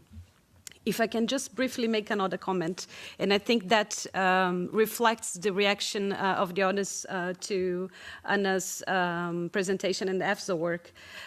It's also my impression that I see a gap between EFSA and what is in the proposal. For example, when EFSA states case-by-case risk assessment, that's not reflected in this Annex 1 category. It's not case-by-case, it's structured and fixed criteria. And also the equivalence, when there is this loose thresholds, that's also space for risk to emerge in these criteria, because they won't be equivalent if they can be different up to 20 technical semantic nucleotides. So maybe this gap is what also burns about in our heads. Thank you so much. So very shortly, if we look to the presentation we've heard from Franziska Koller, there's now already 50 applications going on in the family of oil plants, Brassicacea. And of course, when you look to these applications, there will be many intended and unintended effects which are unlikely to occur with conventional breeding. That's for sure, if you look to the data. So it's very clear we need data. What are these differences? What kind of effects have to be expected? What about cumulative aspects if you release them to the environment and they cross or get stacked by purpose? And the current proposal of the Commission makes it impossible to get this data. There are no data requested case by case. They're only looking for very general criteria. So what we really need to get rid of is a formal catalog of criteria that is supposed to establish equivalence. You have to go back to a system which establishes similarity or equivalence, whatever you mean, by case, by really molecular data, by molecular risk assessment. And so if we may use the flexibility within the current system, there is a step-by-step procedure. So on the first step, we have the molecular risk assessment, molecular characterization, and this could be expanded in a way that we really can have more certainty about the equivalence or the difference between these plants, NGT plants and the plants derived from conventional breeding. And if we are not using this data, not using this flexibility, we'll end up with loss of control, with irreversible releases, new problems for the next generations, and the decisions we take now on this question cannot be reversed again as soon as we release these plants without risk assessment to the environment. We are the responsible generation to take this decision now, and the Parliament is really obliged to carefully address these issues in its final opinion. Thank you very much. Thank you. So I give the final words to Anna. I know there were a lot of questions asked to you in specific, but still, if I may ask you to be as short as possible because we have very little time left. I will do my best. How much time? Nothing really, but... That was easy. So, Monsieur Clergeau, the first question, I will leave it to my colleagues in the European Commission because I think you were asking specifics of the draft proposal. They know it much better, and also for the changes proposed by the Parliament rapporteur. So I will leave that one. The second question, if I recall correctly, was... let me just take my notes, and I'm sorry, I was trying to follow. But it was about comparative assessment, and this is done so far. I think what we should remember, and about the EFSA's opinion, and I'm not going to discuss the proposal because we are not responsible for drafting legislation, we just do the science. The questions were, is it comparable to conventional breeding? And I may recall you as well of the exceptions that currently exist in the legislation, in the annexes of the legislation that are exempt of being treated under the risk assessment process. So yes, in terms of, you were also asking about can breeders pool? And the question was, how do we do that? How do we do that? That's exactly what we do already.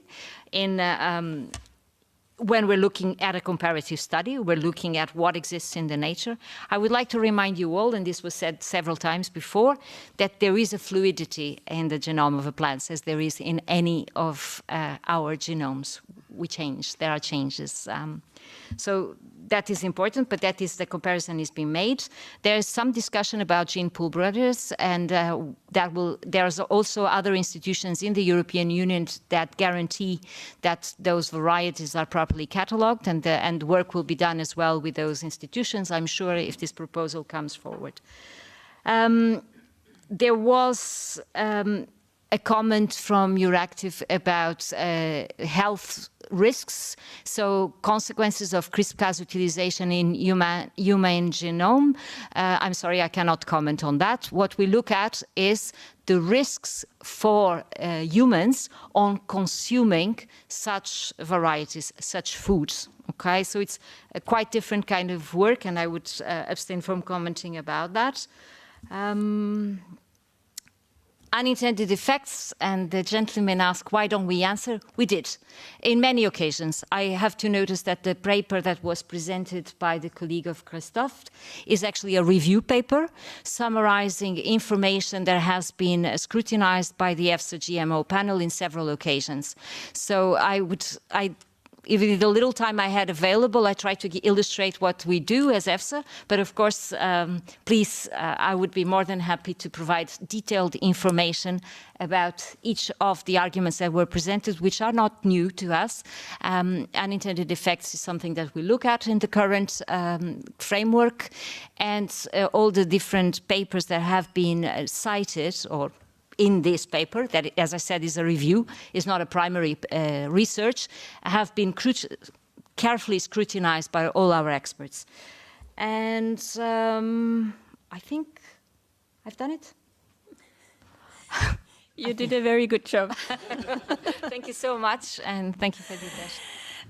So thank you so much for listening to this first panel, and we will now switch directly to the second panel, which will be about consumer choice, and Christophe Clergeau will be chairing it. Thank you.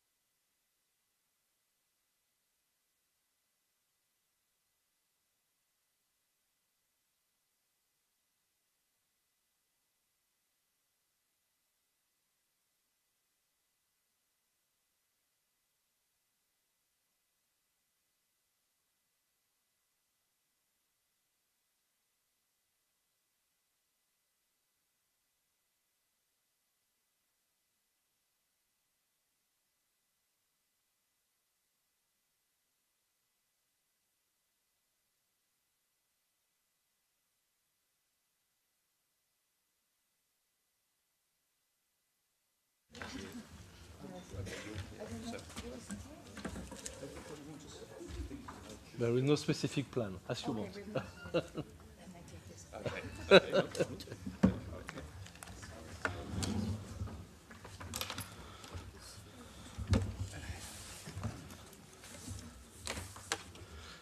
Bon, merci à toutes et à tous. Moi, je vais poursuivre en français. Donc, nous avons eu l'éclairage scientifique. Nous sommes habitués, quand on parle de ces enjeux-là, à avoir des controverses scientifiques et des débats sur la manière dont la science est prise en compte dans le travail fait par l'EFSA et dans ensuite la prise de décision politique.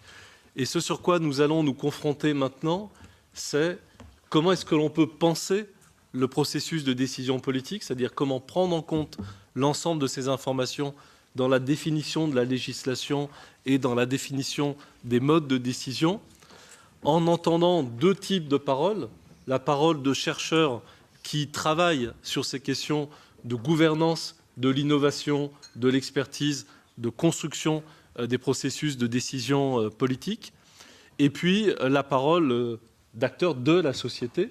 Donc je remercie des représentants, je reviendrai à une présentation plus détaillée des consommateurs et des producteurs bio, pour qu'on puisse aussi discuter de la manière, ce que j'évoquais au début de cette conférence, dont les droits citoyens des consommateurs et des producteurs sont pris en compte ou pas dans la définition de la législation, pour des raisons qui peuvent être à la fois des raisons scientifiques et à la fois des raisons éthiques, de conception même de la société, de son organisation économique et de ce que les uns et les autres peuvent prendre comme décision.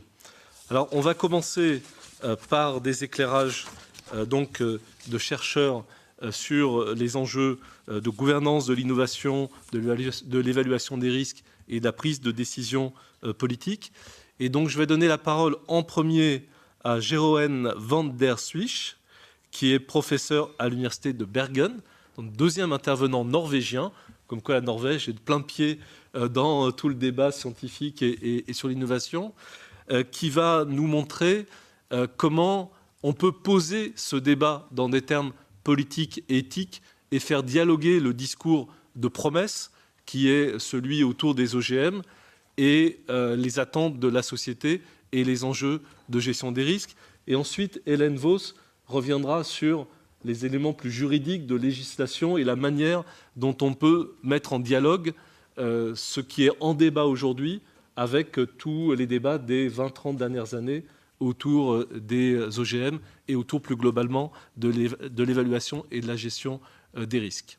Et puis bien entendu, j'ai à mes côtés la Commission à qui on donnera le temps de répondre. Je pense qu'il y a eu la possibilité avec l'EFSA d'avoir des réponses complètes pour qu'on puisse être dans ce débat, dans ce dialogue. Donc d'abord, Monsieur Van der Swisch, qui est à distance. Donc j'espère que tout va bien fonctionner. You have the floor for 10 minutes. Yeah. Thank you very much. Sorry that I couldn't make it to Brussels, and thanks a lot for allowing me to speak online. So I will talk about the role of the precautionary principle in dealing with new and emerging gene technologies. Can I have the next slide? So why do we have the precautionary principle, or it's also called the principle of foresight, or the anticipatory principle?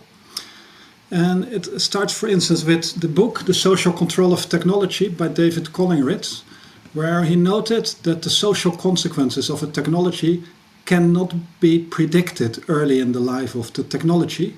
And by the time the undesirable consequences become obvious and clear, the technology is so much part of the whole economics and social fabric that its control is extremely difficult. So that's why we need to have foresight and anticipation. Another very relevant concept is from late Ulrich Beck's book Risk Society, where he explains how disasters like Chernobyl accident and the BSE mad cow disease crisis are the result of organized irresponsibility. And when I read the proposal, this was the word that came to my mind by just randomly excluding a whole group of class 1 edited plants from any risk assessment. That's an act of organized irresponsibility that just puts away the precautionary principle. Can I have the next slide? So Ellen Vos will present the Recipes project, a big European project on the precautionary principle in Europe in the past 20 years.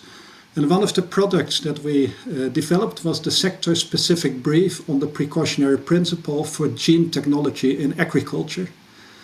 And there are many good recommendations there that the Commission could have taken into account. The first is strengthen the application of the precautionary principle, both as a compass in technology development and as a safeguard for consumers, the environment, health, and other important values of Europe in avoiding harm by being proactive and anticipating risks.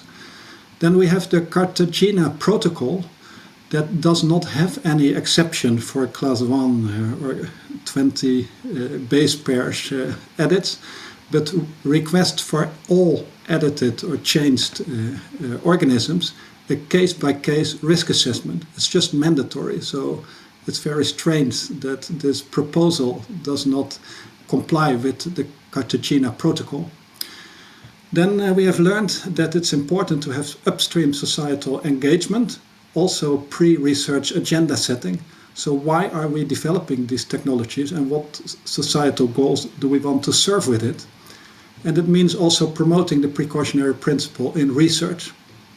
It also requires the possibility for post-authorization review and mechanisms of revocation, and these seem to be missing.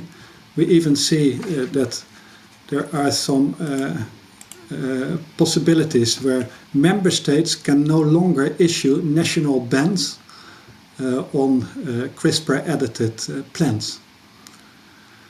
We also should allow for alternative research pathways to achieve the same objectives as we do with edited crops. For instance, agroecology can serve in a proven way and faster the same objectives. We also have to promote safety by design, be explicit about problem scoping, broaden the risk assessment, address conflicts, and also anticipate transboundary harm. The anticipation of transboundary harm seems also missing in the proposal. And then make power asymmetry explicit in the participatory processes. Can I have the next slide? So there are two very important reports by the European Environment Agency in Copenhagen. The first was in 2001, and then the second volume came in 2013. It's the late lessons from early warnings studies about precaution and innovation. And there are 12 lessons, and the slide here lists the 12 lessons. In view of the limited time, I just highlight a few that are most relevant in this case. And the first is provide adequate long-term monitoring so that early warnings are early picked up and acted upon. So we see here that category 1 and even many category 2 crops are exempted from monitoring of possible environmental effects. So there is no long-term monitoring, not even for all category 2 crops. Then number 5, ensure real-world conditions. In the previous session, we saw that many of these assumptions about precision, about predictability, are proven to be invalid.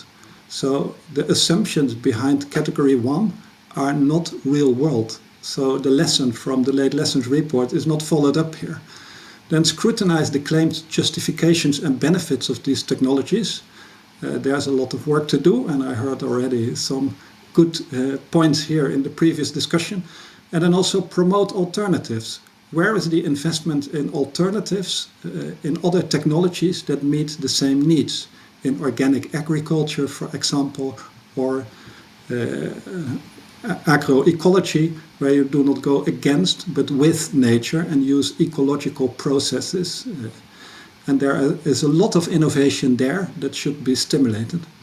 And then maintain regulatory independence is a crucial issue here. Can I have the next slide? Philosophers of technology have highlighted that the metaphors of CRISPR are highly misguiding.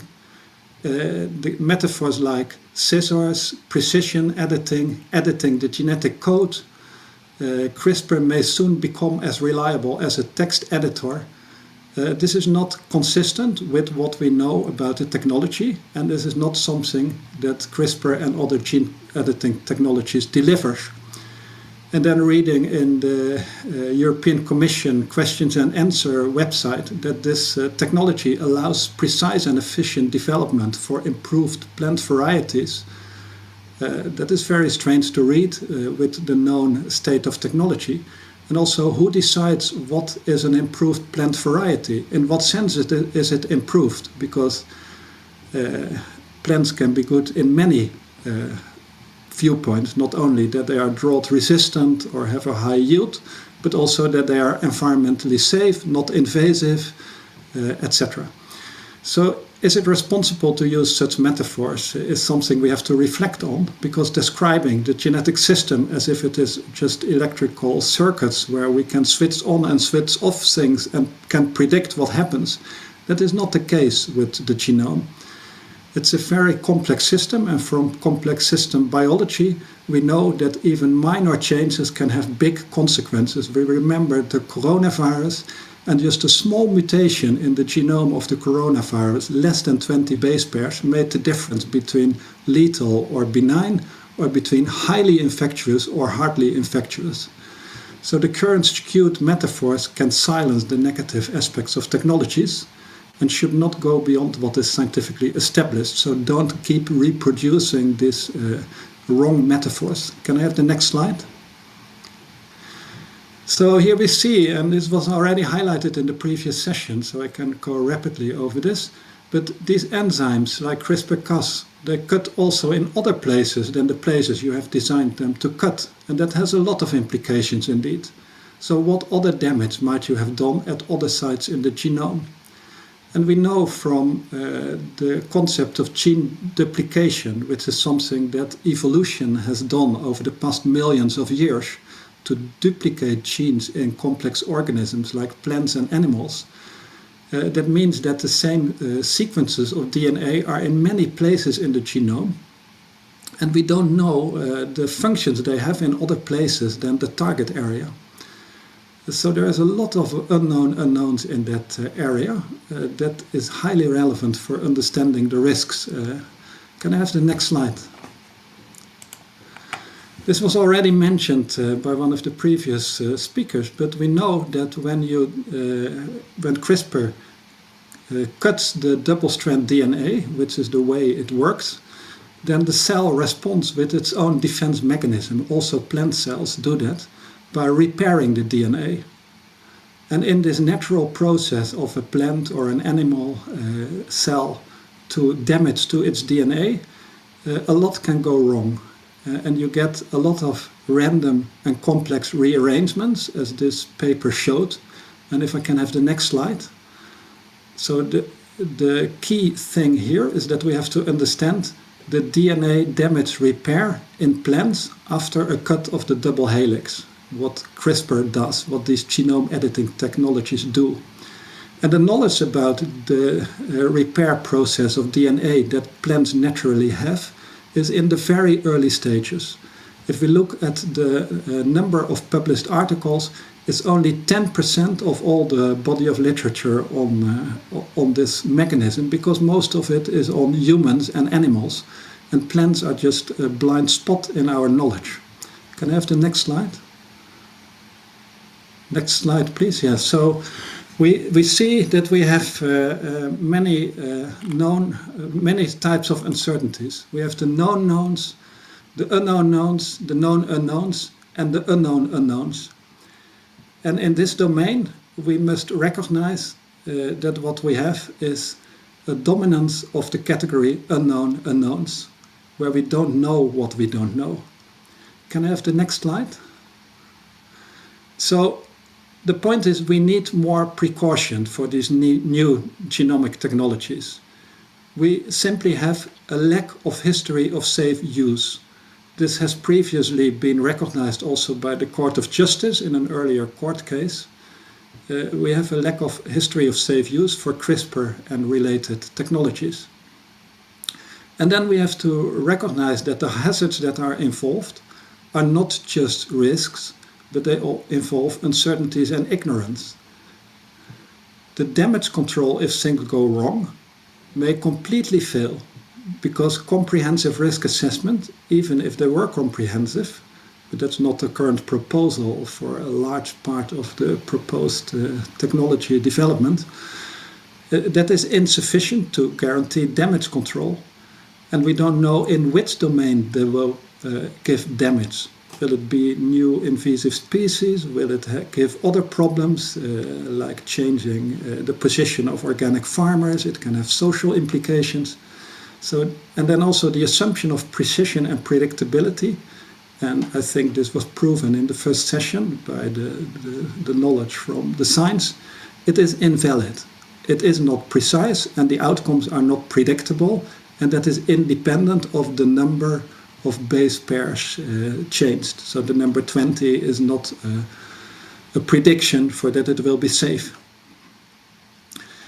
It can also be used to make cross-species insertions. So I heard the EFSA person saying that it's not exogenous, but that's just a word game. Because, okay, it's exogenous if you take out the word rat from a book on the rat genome and insert it in a friend's book on salad, in the word salad, and then you have cut and paste, and then it's exogenous because it comes from another book in another language with the same characters. But now you go into the book and type the word rat inside the salad, and it's suddenly no longer exogenous, but the result is the same. So it's just a word game. Okay, excuse me, can you go to your conclusion, please? Yes, can I have then the next slide? So what we need is more responsible research and innovation, where we ask the product questions. How will the risks and benefits be distributed? What other impacts can we anticipate? Not only the direct biological narrow type of risk, and what might we never know about? The process questions. How should standards be drawn up and applied? How should risks and benefits be defined? Who's in control? Who's taking part? And also, who will take responsibility if things go wrong? And there is not even monitoring, as I said. So how can we take responsibility, or how can we even detect timely that things go wrong? And then we also have to ask the purpose question as why are researchers doing it? Are the motivations transparent? Are they in the public interest? Who will benefit? And what are they going to gain? And what are the alternatives? I think I end my presentation here, and thanks for your attention. Thanks very much. Je vais revenir au français. Je crois que dans ce débat, nous avions, en tant que groupe socialiste, et d'autres aussi, plusieurs possibilités. La première, ça aurait été de dire non à la législation.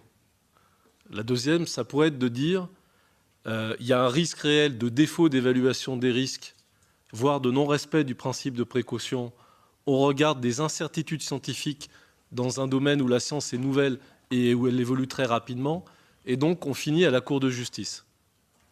On verra. Mais aujourd'hui, notre approche n'est pas celle-là. Notre approche, c'est de faire une bonne législation et d'arriver à remettre dans cette législation les éléments qui apparaîtraient les plus importants pour prendre en compte ce qui a été dit par les scientifiques et ce que vont dire ensuite les représentants des consommateurs et des producteurs. Donc c'est très important pour nous, et je vais donner la parole à Hélène Vos, de remettre la proposition de la Commission dans la perspective un peu historique de la manière dont on a approché la régulation des risques autour de ces sujets alimentaires au cours des dernières décennies. Donc Hélène, qui est co-directeur du Centre européen juridique de l'Université de Maastricht, qui est sur ces sujets depuis longtemps, qui a récemment fait un travail pour l'EFSA sur l'indépendance de l'EFSA, qui a été présenté en commission Envie, donc qui est très familière de ces sujets. Vous avez la parole.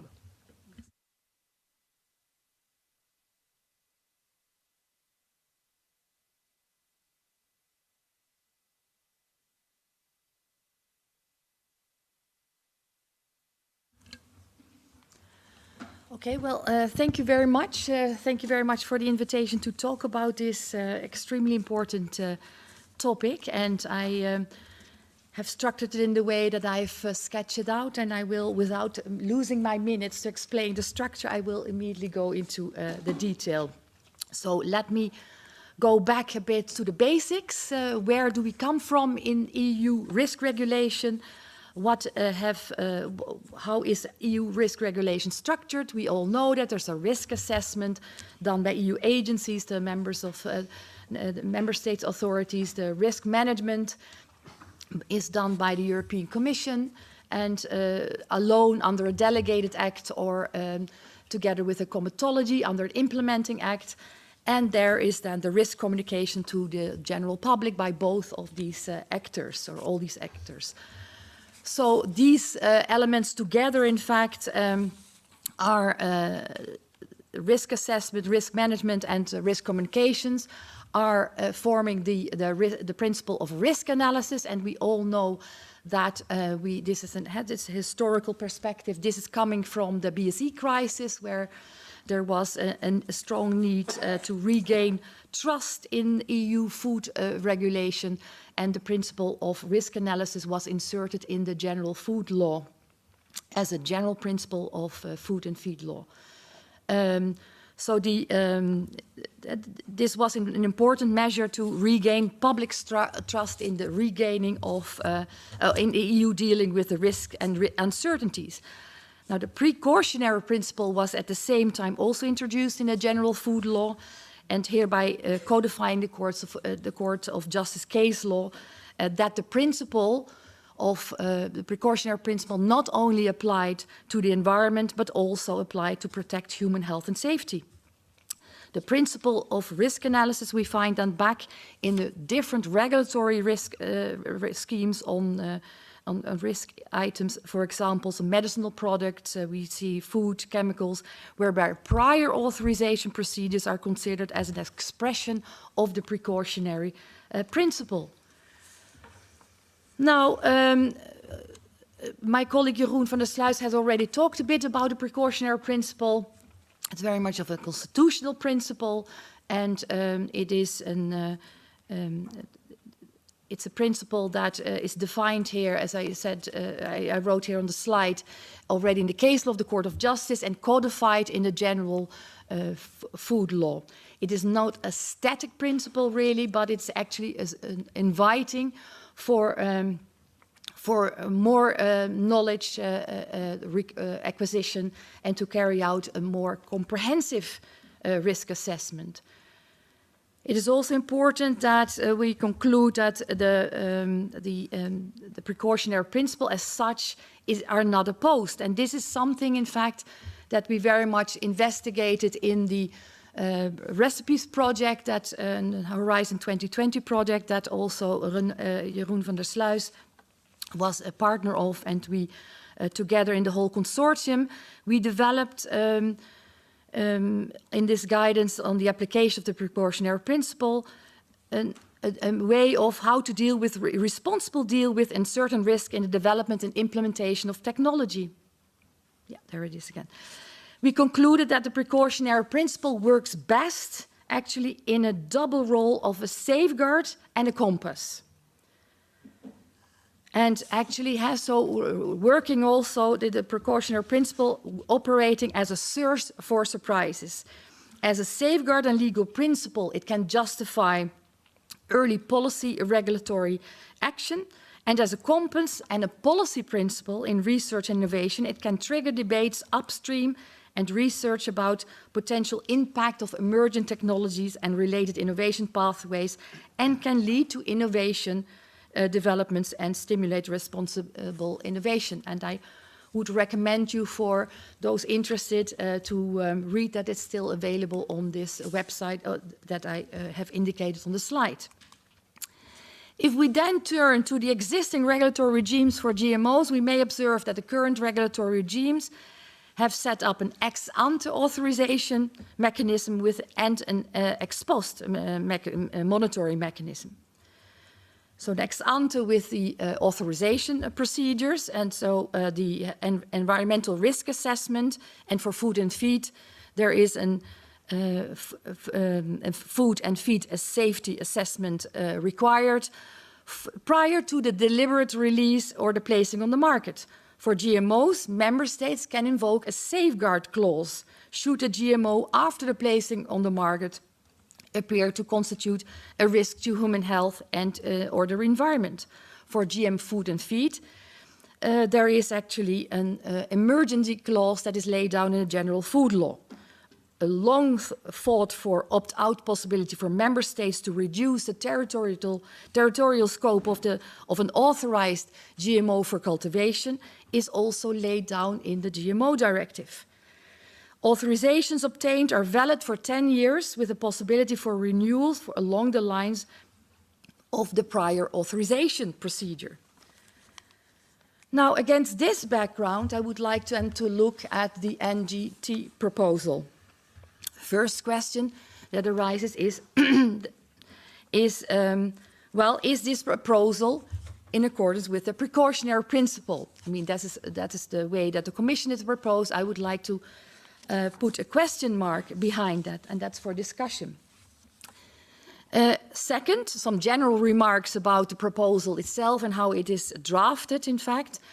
The proposal is rather complex, so this is from a lawyer's perspective, and there can be a concern about the uniformity of the whole legislative framework on GMOs. The proposal is a lex specialis, but not always are the references to the other acts clear. The proposal replaces the procedures in the GMO legislation for NGT1 category, but not for the NGT2 category, where derogations then are made from the other GMO acts, and therefore requires much more careful reading and adds on to complexity. Also, we have discovered in discussions already with my colleagues, the relations to the novel food regulation is not clear. See, for example, the recital 22 of the proposal. I'm not going into detail here. Third, there is actually, and that was also already said before by Mr. Hausling, in fact, it is not clear on the basis of what the distinction between the two categories are made. How to define the distinction between category 1 and 2 plants in a precise way. When you look at the Annex 1, it tells us that the NGT1 category sees to no more than 20 modifications. Well, Jeroen also explained that that may be difficult and that there's other cases where there's less modifications, where there have been serious problems. So the question is also, what Mr. Hausling mentioned also, how this is established and by whom this is established. Looking further into more detail of what the proposal says about NG1 category plants and products, we may observe there is no risk assessment and management and no monitoring. There is only a technical verification procedure. So in my view, to answer your question, Christophe, in my view, from the reading at least, EFSA will not in fact get into a kind of a detailed analysis of any kind of risk. It is just a technical exercise. So the verification seems valid for an unlimited period, and here there seems also to be a lack of learning. There is in fact the adaptability of the rules on category 1 and 2 products. There seems to be that there is no reversibility of decisions in this category. I would also like to signal that there can be concern on the traceability, as already have been said. It is expressly stipulated that GMO and GMO food and feed legislation are not applicable. Where an NGT1 product is a food, the general food law applies. However, I still have a problem with the relation with the novel food regulation. So also for NGT1 plants, there does not seem to be a safeguard clause applicable. For category NGT2 plants, and products, the current legislative GMO acts are applicable, with, however, derogations that allow for lower requirements. For me, I must say it's a bit difficult to assess as a lawyer to what extent, so to how low these requirements then are. But it is in fact, and another point in the very, sorry for my voice, there is an important difference with the current regime is that the authorization for plants is valid up to 10 years, and after the first renewal, there is an unlimited period, unless, in fact, there could be a problem raised by a member state or the Commission. Important is to signal that with the application of the opt-out procedure of Article 26b of the GMO Directive is excluded for application for NGT2 plans for cultivation. So member states cannot have the territorial reduction of the cultivation. I would like to raise a few questions here. Are the sustainability incentives effective enough? Do they have a negative effect on the scope of risk assessment? Is the exclusion of hazard-resistant plants justified? Moreover, what are the effects of the proposal on international trade? Another point concerns the flexibility and future-proofness of this proposal. As we see, well, and I think we all recognize that maybe that biotechnology has seen remarkable developments within the past years. Well, is this then the proposal a fit also for future developments? Does that cover all the future developments of gene editing techniques? I cannot judge that.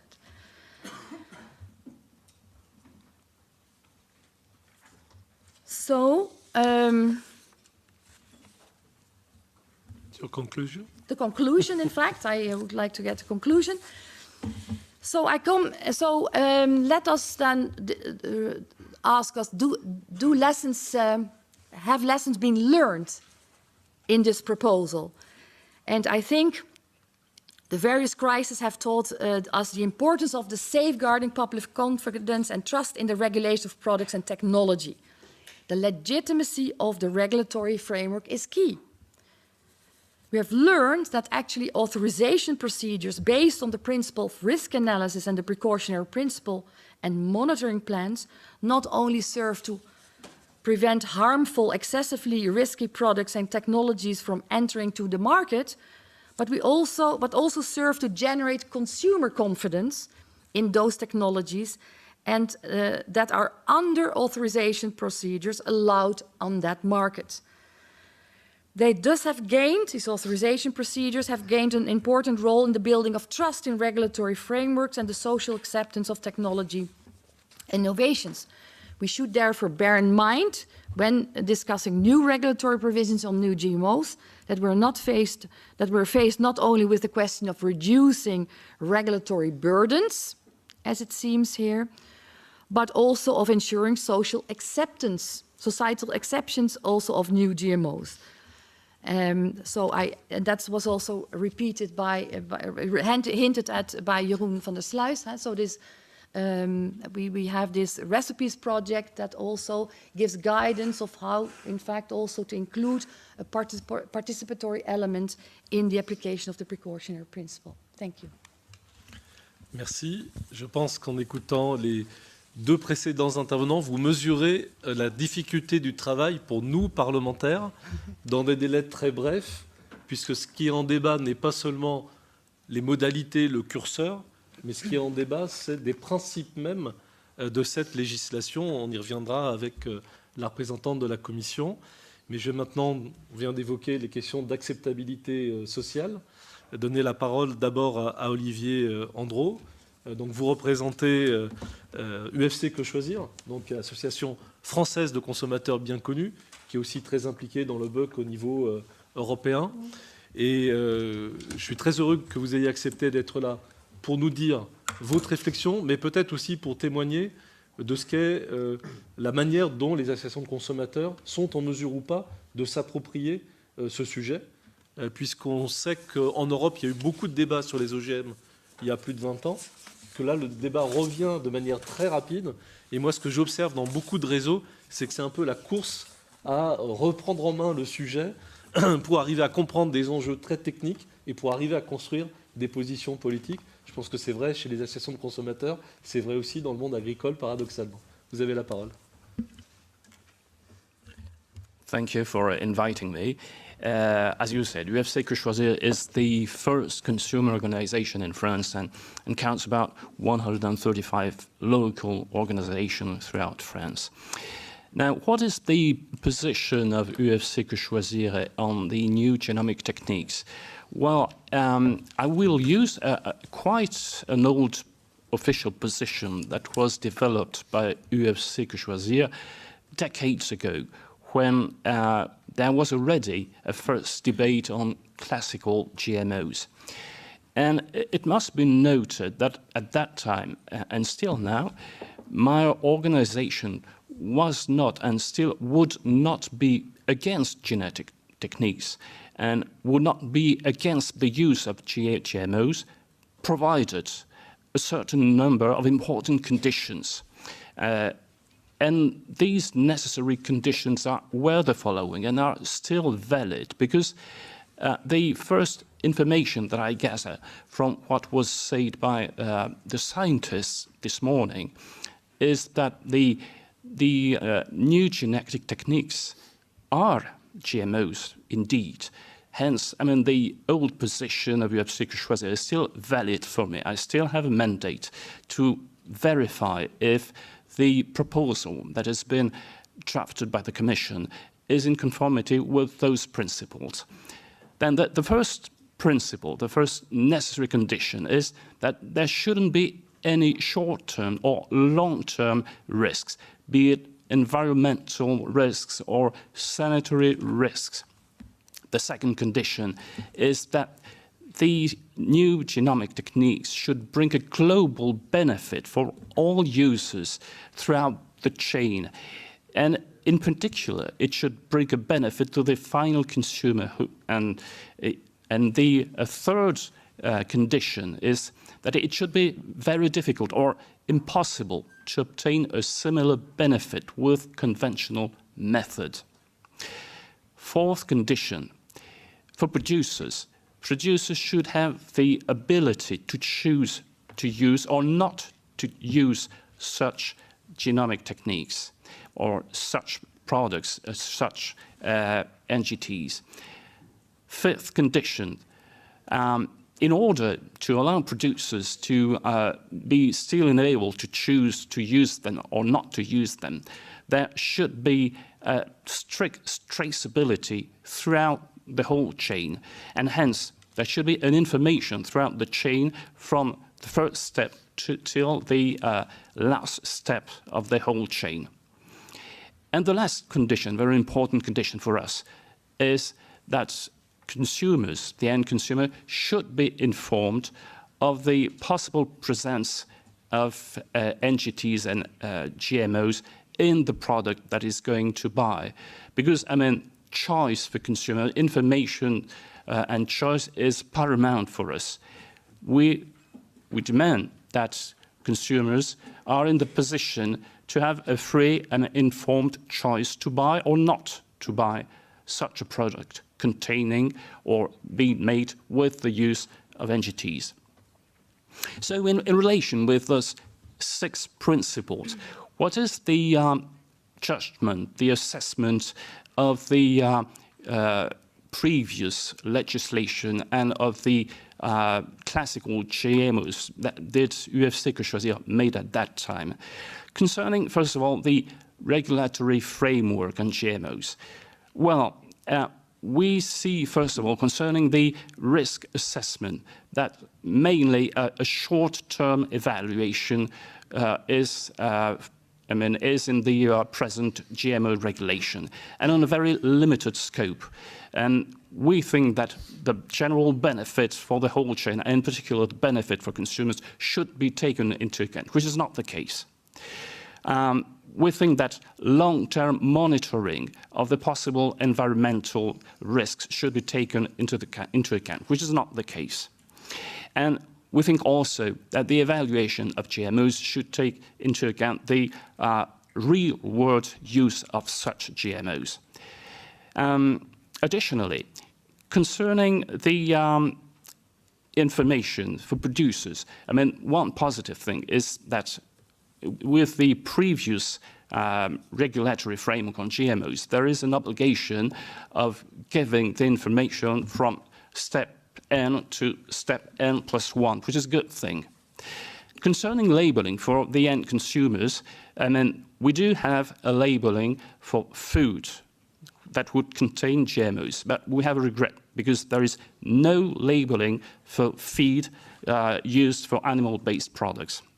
And now concerning the GMOs that have been developed so far, I want to remind you of the promises that were made 20 or 30 years ago. And we heard that those GMOs would help get rid of hunger and famine. We would have better nutritional quality. We would use less pesticides. And what is the reality of those developments? Well, we found mainly herbicide-tolerant and insect-resistant GMOs that triggered the use of a lot more pesticides and the development of herbicide-resistant weeds. And additionally, we found no benefit for the final consumer, which is why, I mean, there is a huge majority of European and French consumers that are still against GMOs. So in conclusion, the practical position of UFC Que Choisir on the classical GMOs was and still is that they bring no benefit. It's still difficult to make the choice. So, and we are against them, against those old classical GMOs. And now, what is our position on the NGTs and on the proposal that we're given? From what we gathered this morning from the scientists that have spoken to us, we learned that the level of scientific knowledge is very basic, it's very primitive, and with huge blind spots. And now we have a major difference with the new proposal that has been prepared by the Commission. There is this distinction between Category 1 and Category 2 NGTs. And what do many scientists tell us? That this distinction is arbitrary. It's not scientific, and there is no link with the level of risk. Additionally, you cannot assume a priori the impact of a genomic modification without a full assessment. So, I mean, and it's even more, a preoccupation for us that we happen to learn that most NGTs would fall within Category 1, for which the level of requirement, as you said, would be extremely low. So the general assessment of the proposal that we make is that it's a deregulation proposal, which is in total contradiction with the precautionary principle. There is no safety assessment, a simple verification procedure. There was a statement of the EU Commission that said that there shouldn't be any safeguard measures from the member states. And hence, it means that member states wouldn't have any possibility to oppose the cultivation of such crops on their territory. Concerning traceability, for Category 1 NGTs, there would be no specific traceability and no specific information given from one state to the next, which means that it would induce a huge risk of contamination for conventional and organic products, and it would induce a de facto general contamination. So, concerning the choice for producers, well, there is no choice that is given, and who will pay if organic producers get contaminations in their crops? We do not have any answer to this question for the moment.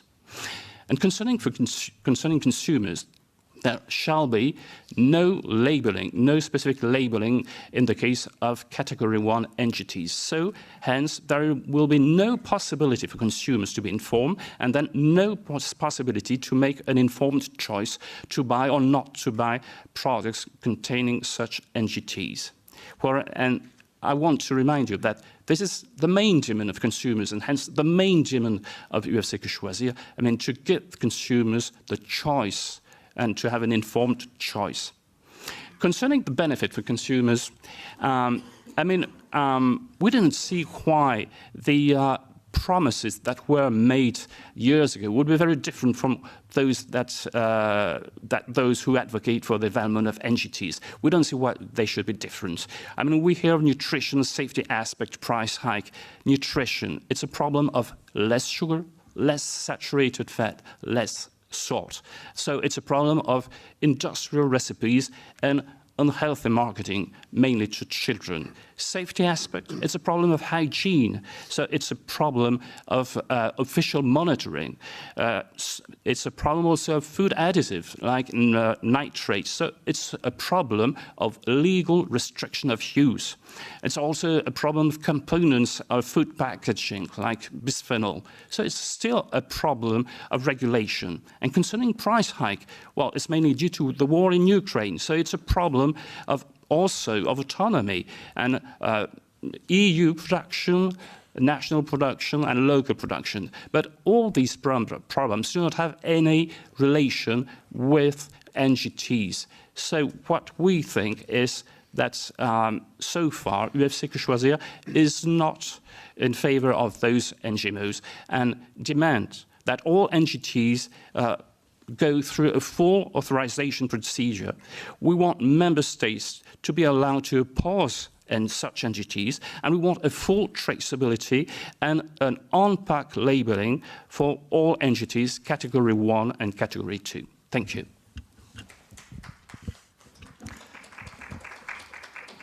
Merci pour cette position extrêmement claire. Eric Gall représente ici IFOAM, donc l'Organisation européenne des producteurs de l'agriculture biologique, et il va évoquer l'avis de ces producteurs. Éventuellement, peut-être aussi avoir une petite extension sur les autres filières non OGM, signe de qualité. Le bio est aussi un signe de qualité, puisque le bio est un secteur emblématique, mais n'est pas le seul à se poser la question de sa protection vis-à-vis de ce type de produit. Vous avez la parole. Indeed, and I will also speak in English. Thank you very much for your invitation. Indeed, we represent around 200 members across Europe, not only organic farmers organization, but also processors, retailers, and part of a research community involved in developing organic farming. Organic agriculture nowadays is around 9 to 10% of European agriculture. And that represents between 10 and 15% of farm employment across Europe as well. And last year it was a market of 56 billion euros in Europe. My point is that we are not talking about a sect of hippies. We are really talking about farmers and companies who are innovating and who are experimenting methods of food production that do not have a negative impact on nature and on the health of people. And we also have a target of 25% organic farming proposed by the Farm to Fork strategy in the European Union. There is a reason for that. The reason is that the benefits of organic productions are clearly established by the scientific literature. These were the conclusion of an inquiry by the French Court of Auditors that was published last year. Benefits for biodiversity, benefits for water quality, benefits for soil health, and so on. And this is in contradiction to the alleged benefits of NGTs and GMOs. Organic production has clearly established benefits. And this is also why, for example, water agencies in France are funding the conversion of farmers to organic in water catchment areas in France. I'm saying that because I want to clarify two things, first of all. Our members are really worried and quite shocked by the calendar that was communicating in the last days to discuss about this proposal on NGTs. I think with all the interventions we've heard this morning, it's clear that this proposal could have very important implications on many fronts. And I mean, we are still living in democratic societies where we attempt to have rational debates about the consequences of these issues. And I'm sorry, but having to figure out with such tight deadlines whether we should deregulate some of these genetic engineering techniques is not responsible policy making. So we are really appealing to policymakers to take the proper time to assess the consequences of what they will decide on this front. And I must say that I was reading the draft report of Ms. Pulford, the rapporteur from the EPP group on that. And we were also shocked by two elements. I mean, first of all, by the proposal that any reference to genetic modifications will be deleted from this proposal on NGTs. You mentioned that the legal framework was about, also ensuring public trust and public acceptance. We really get the impression that this proposal is about manufacturing ignorance, actually. Because if you take away the right of citizens and consumers to know what's in their food, if you take away labeling and traceability, then people don't have a choice, and they don't know what's in their food as well. And we know very well that that's one of the objectives of a biotech industry. When you talk to industry people, they don't have any problem with traceability. They are confident they can ensure traceability all along the production chain. They just don't want it because they don't want consumer labeling, because they consider that labeling NGT products on food products is a way to stigmatize these products. The second point I would like to clarify, also on the basis of what I've read of Ms. Pulford's proposal, is that it's very important that there is a clear ban of genetic engineering and of NGTs in organic production. And this is clearly one of the very positive points of the Commission's proposal. I've said it before, and I will say it again. The Commission's proposal acknowledges that producers who do not wish to use NGTs should be allowed to do so. And for this, you need to have a minimum of mandatory information about the presence of NGTs in the breeding and on seeds. That's not enough, very clearly, and we clearly ask for the traceability to be extended to all actors in the production chain, not only to stop at the seed level. But we are quite shocked by the proposal from the EPP rapporteur to get rid of this ban in organic production and to claim, like it is written in a proposal, that this ban of the use of genetic engineering in organic is not science-based. This is what is written in Ms. Pulford's report. I find it quite appropriate that you started this panel by reminding about the importance of a precautionary principle, because organic farming is based on 4 principles: ecology, health, fairness, and care. And the principle of care is basically about implementing the precautionary principle. This is why the use of synthetic pesticides is banned from organic production. How many synthetic pesticides were assessed by scientific authorities like EFSA and were deemed safe and authorized to be put on the market? And then only 10, 20 years later, there were enough publications accumulated to show that they were actually risks for biodiversity, for the health of people, and then they were banned. Just think about neonicotinoids. So would you have said 30 years ago that organic agriculture was not science-based because it was refusing to use neonicotinoids even though they were authorized at EU level? Clearly, no. And this is the reason why organic producers, and many producers who are not organic across Europe do not wish to use genetic engineering in their production process as well. So they are having a precautionary approach is clearly more science-based than proposing to deregulate NGTs on the basis of whether there are less than 20 modifications, for example, as well. So we really urge policymakers not only to maintain this ban in organic production, but precisely to provide all farmers in Europe, whether they are organic or not, with the legal and technical means to choose not to use NGTs if they don't want to do so, and if this is what their consumers demand from them as well. And for this, we need to have a traceability system all along the production chain. We need to have consumer labeling as well. And on top of that, just let me finish on that as well, because I hear some MEPs saying, I have organic farmers in my constituency, and they're asking me, why are they not allowed to use NGTs? and allegedly these organic farmers are demanding politicians to use NGTs. I'm sure, there are such organic farmers, and we heard some of them in the European Parliament as well. But in the organic community, we had many discussions about that. And we even had a resolution adopted last June where we had a debate and a vote. And 97% of our members voted clearly in favor of not allowing NGTs in organic production. So once again, we live in a democracy. And clearly, you can always find individual farmers and organic producers who believe that NGTs are interesting for their production, fine. But the vast majority of organic producers do not wish to use genetic engineering in their production process.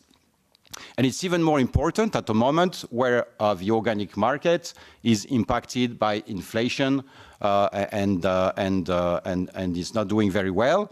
It's even more important to protect the trust of consumers in organic production and the reputation of organic products as well. So let me say one thing. If an organic farmer wants to use NGTs, this farmer can stop being an organic farmer.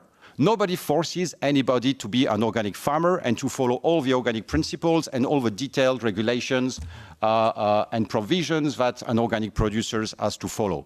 And conversely, nobody should force an organic farmer or any farmer for that matter to use NGTs if they don't want to do so. But this is what the proposal would amount to if there was no traceability and no information about the presence of NGTs in seed in particular as well. So that's why it's really crucial to maintain this ban of NGTs in organic production and to offer all producers, once again, because it's not only about organic farmer, like you said, Mr. Clégeot, the means not to use NGTs through information and through traceability. And my last point would be about coexistence measures, because traceability and information of consumers and producers is fundamental. But if we have learned something from this legal framework on GMOs in the last 20 years, is that there is a need for measures to protect farmers who do not wish to use NGTs from contamination and the economic consequences linked to it. We had a legislative guerrilla for 10 years in the European Union because in 2001, the Commission refused to legislate on coexistence. And member states were using safeguard clause to ban nonetheless the cultivation of GMOs on their territory to protect organic production, to protect conventional production as well. And that's why in 2009, the Commission came up with this proposal to give the possibility of opting out from cultivation as well. If we don't want to be in such a scenario again, we really urge policymakers and members of the parliament to provide a clear legal basis for member states to adopt coexistence measures also for NGTs of all categories. Thank you very much. Merci beaucoup. Donc, je vais donner la parole à Madame Sanchez pour avoir les positions et surtout les réactions de la Commission à ce que nous entendons. Puis ensuite, on ouvrira le débat. Évidemment, beaucoup de sujets ont été évoqués, quasiment tous les sujets de la législation. Moi, je voudrais juste en rappeler quelques-uns. D'abord, la question des bénéfices. Pourquoi je dis ça? Parce qu'il y a un position paper du groupe Renew, qui est connu depuis de nombreux mois, où la position initiale du groupe Renew, c'était de réserver l'autorisation des nouveaux OGM à des nouveaux OGM qui auraient un bénéfice contribuant à la lutte contre le changement climatique. Et dans leur vision, c'était y compris catégorie 1. Et cette vision n'a pas été retenue, puisque la Commission, dans ses exposés, considère qu'il y a une possibilité de bénéfice global, mais il n'y a pas à caractériser un bénéfice dans la catégorie 1 pour pouvoir déposer un dossier. Ça, c'est ma première question. La deuxième question porte sur la prise en compte de l'état de la science. Et ce qui vient d'être rappelé par les uns et par les autres est très important. Il y a des évaluations scientifiques faites par l'EFSA. La Commission s'est basée là-dessus, mais avec des modalités de décision, c'était rappelé par Hélène Vos, renouvellement illimité, absence de clause de sauvegarde vis-à-vis des États, qui rendent d'une certaine manière le dispositif irréversible et incapable de prendre en compte l'avancée de l'évaluation scientifique, alors qu'on est en situation de controverse scientifique. Et je ne sais pas si ceux qui sont intervenus aujourd'hui avaient la vérité, mais la controverse existe. Donc comment est-ce qu'on prend en compte cette question de la controverse, de l'instabilité de l'état de la science pour la définition de la gestion du risque, puisque ce n'est pas le cas actuellement. Troisième élément, mais je n'en ai pas beaucoup d'autres, catégorie 1, catégorie 2, c'est extrêmement contesté. Et du coup, Thèse Biotech a proposé une autre approche de la définition de catégorie 1, de catégorie 2, qui est d'établir par des méthodes scientifiques que la plante est équivalente, plutôt que de chercher à définir des critères probablement par définition arbitraires. Donc ça, c'est une contre-proposition forte. Je ne sais pas du tout ce que vous en pensez, puisque c'est la première fois, en tout cas pour moi, qu'elle vient dans le débat sous cette forme-là aujourd'hui. Et je termine par le bio et l'acceptabilité sociale. Monsieur Gall vient de rappeler que c'est 25% de l'agriculture européenne dans les objectifs politiques de la Commission. Et nous savons tous, et vous y compris, que s'il n'y a pas de traçabilité et une mesure de coexistence, l'interdiction dans le bio n'a pas de sens. Donc c'est très bien que la Commission ait introduit, un peu à la dernière minute et contre beaucoup d'avis, cette interdiction des NGT dans le bio, mais est-ce qu'on n'est pas, y compris d'un point de vue juridique, à mi-chemin et dans l'obligation soit de revenir en arrière, ce que propose la rapporteure PPE, soit d'aller jusqu'au bout avec la traçabilité et les mesures de coexistence. Et puis dernier élément, c'est est-ce qu'on peut encore aujourd'hui faire une législation pour rendre plus facile la mise sur le marché d'une technologie? Vous voyez, je fais l'effort de ne pas utiliser le mot dérégulation, alors qu'il y a d'énormes enjeux d'acceptabilité sociale aujourd'hui. C'est-à-dire qu'on risque d'aller vers une conflictualité forte autour de ce sujet-là si la législation reste en l'état et si on ne réintègre pas toute une série d'éléments de régulation tels qu'ils viennent d'être appelés par les uns et par les autres. Est-ce que c'est possible pour la Commission d'aller au bout d'un processus face à un tel niveau de contestation de part importante de la société civile et qui mettent en lumière des choses différentes de celles qui sont apparues dans votre consultation et dans vos évaluations préalables? Merci. Thank you very much. I have 2 hours. No. Okay, I'm going to try, but there has been indeed an enormous amount of issues raised, and I would really love to go back to quite a few of them. Before I start, however, thank you very much for the invitation and for the opportunity to discuss with all of you today. I'm going to try to be structured and fast. Let me first start with a very general issue in reaction to a couple of things that have been raised. We come with a proposal that, in our view, is very solidly underpinned both by evidence and by wide consultation. There has been some statements about bias, over-representation of certain stakeholders. I mean, I know many of you in this room. We have talked to all of you. We have exchanged letters, etc. This is a 4-year process now, or even more, with the Commission study, and I think all the voices have been heard. It is a difficult debate where there are different positions, that's for sure. The issue of evidence, this is a crucial issue, and it goes directly into the discussions of this panel on the precautionary principle, because, I mean, for starters, the principle is about science-based policy and about how to handle when there is uncertainty about risks. I think at the very beginning of the event, Astrid opened saying we need to take into account all of science and not just the majority opinion.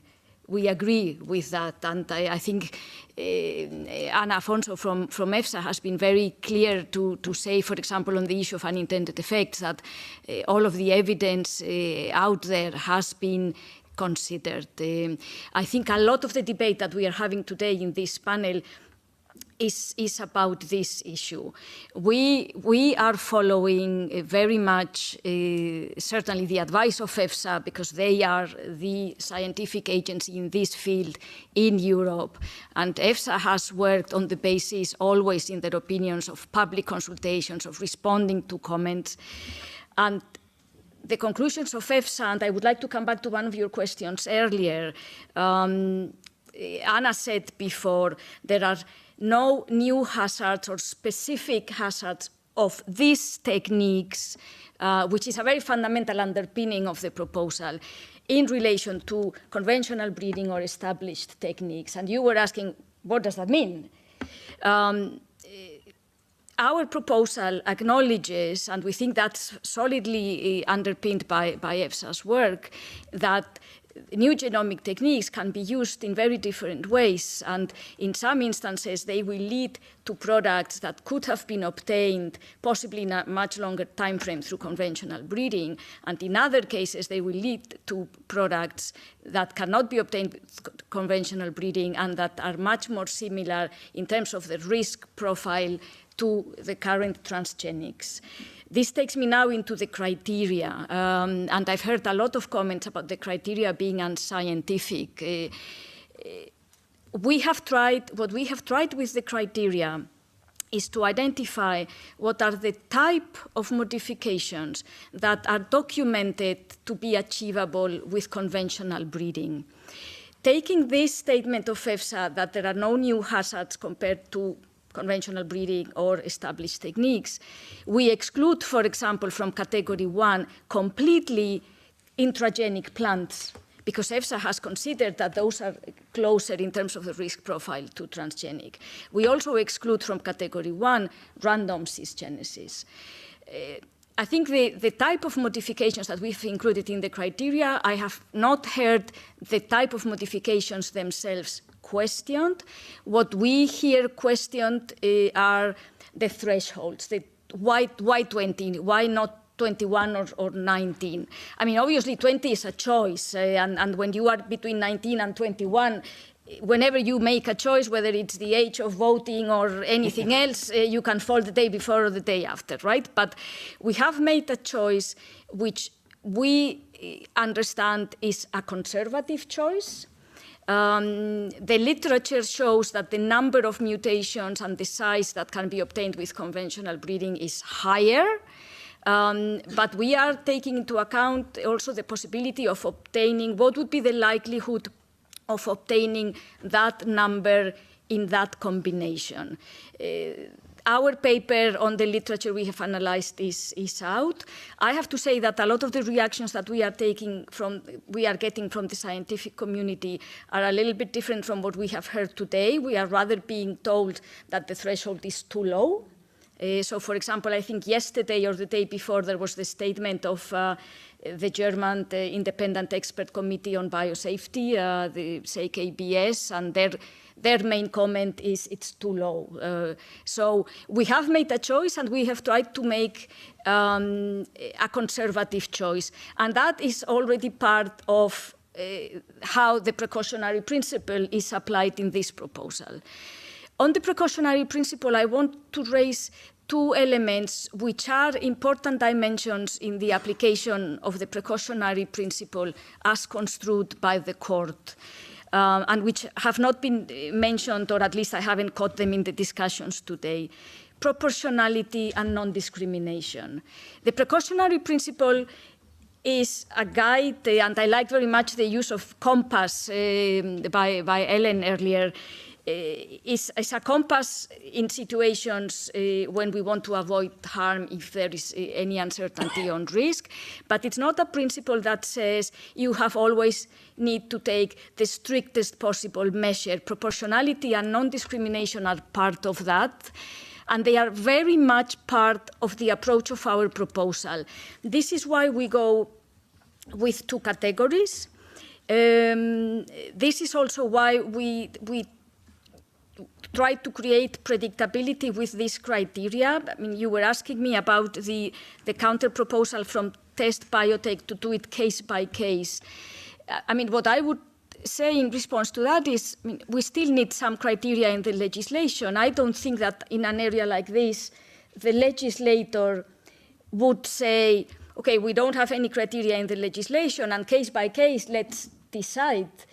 we have tried to be much more specific with our criteria in our legislation than other third countries that have high-level criteria of equivalence to conventional breeding for predictability reasons, but also as part of how we reply to the precautionary principle. What we are trying to do is something which is proportionate to the different types of products that can be obtained with these techniques. We fully agree with what you were saying, Mr. Clergeau, at the beginning. This is not about the techniques, yes or no. It's what are the products being obtained. And the issue of non-discrimination comes in as well. Some of the discussions, do these techniques have unintended effects?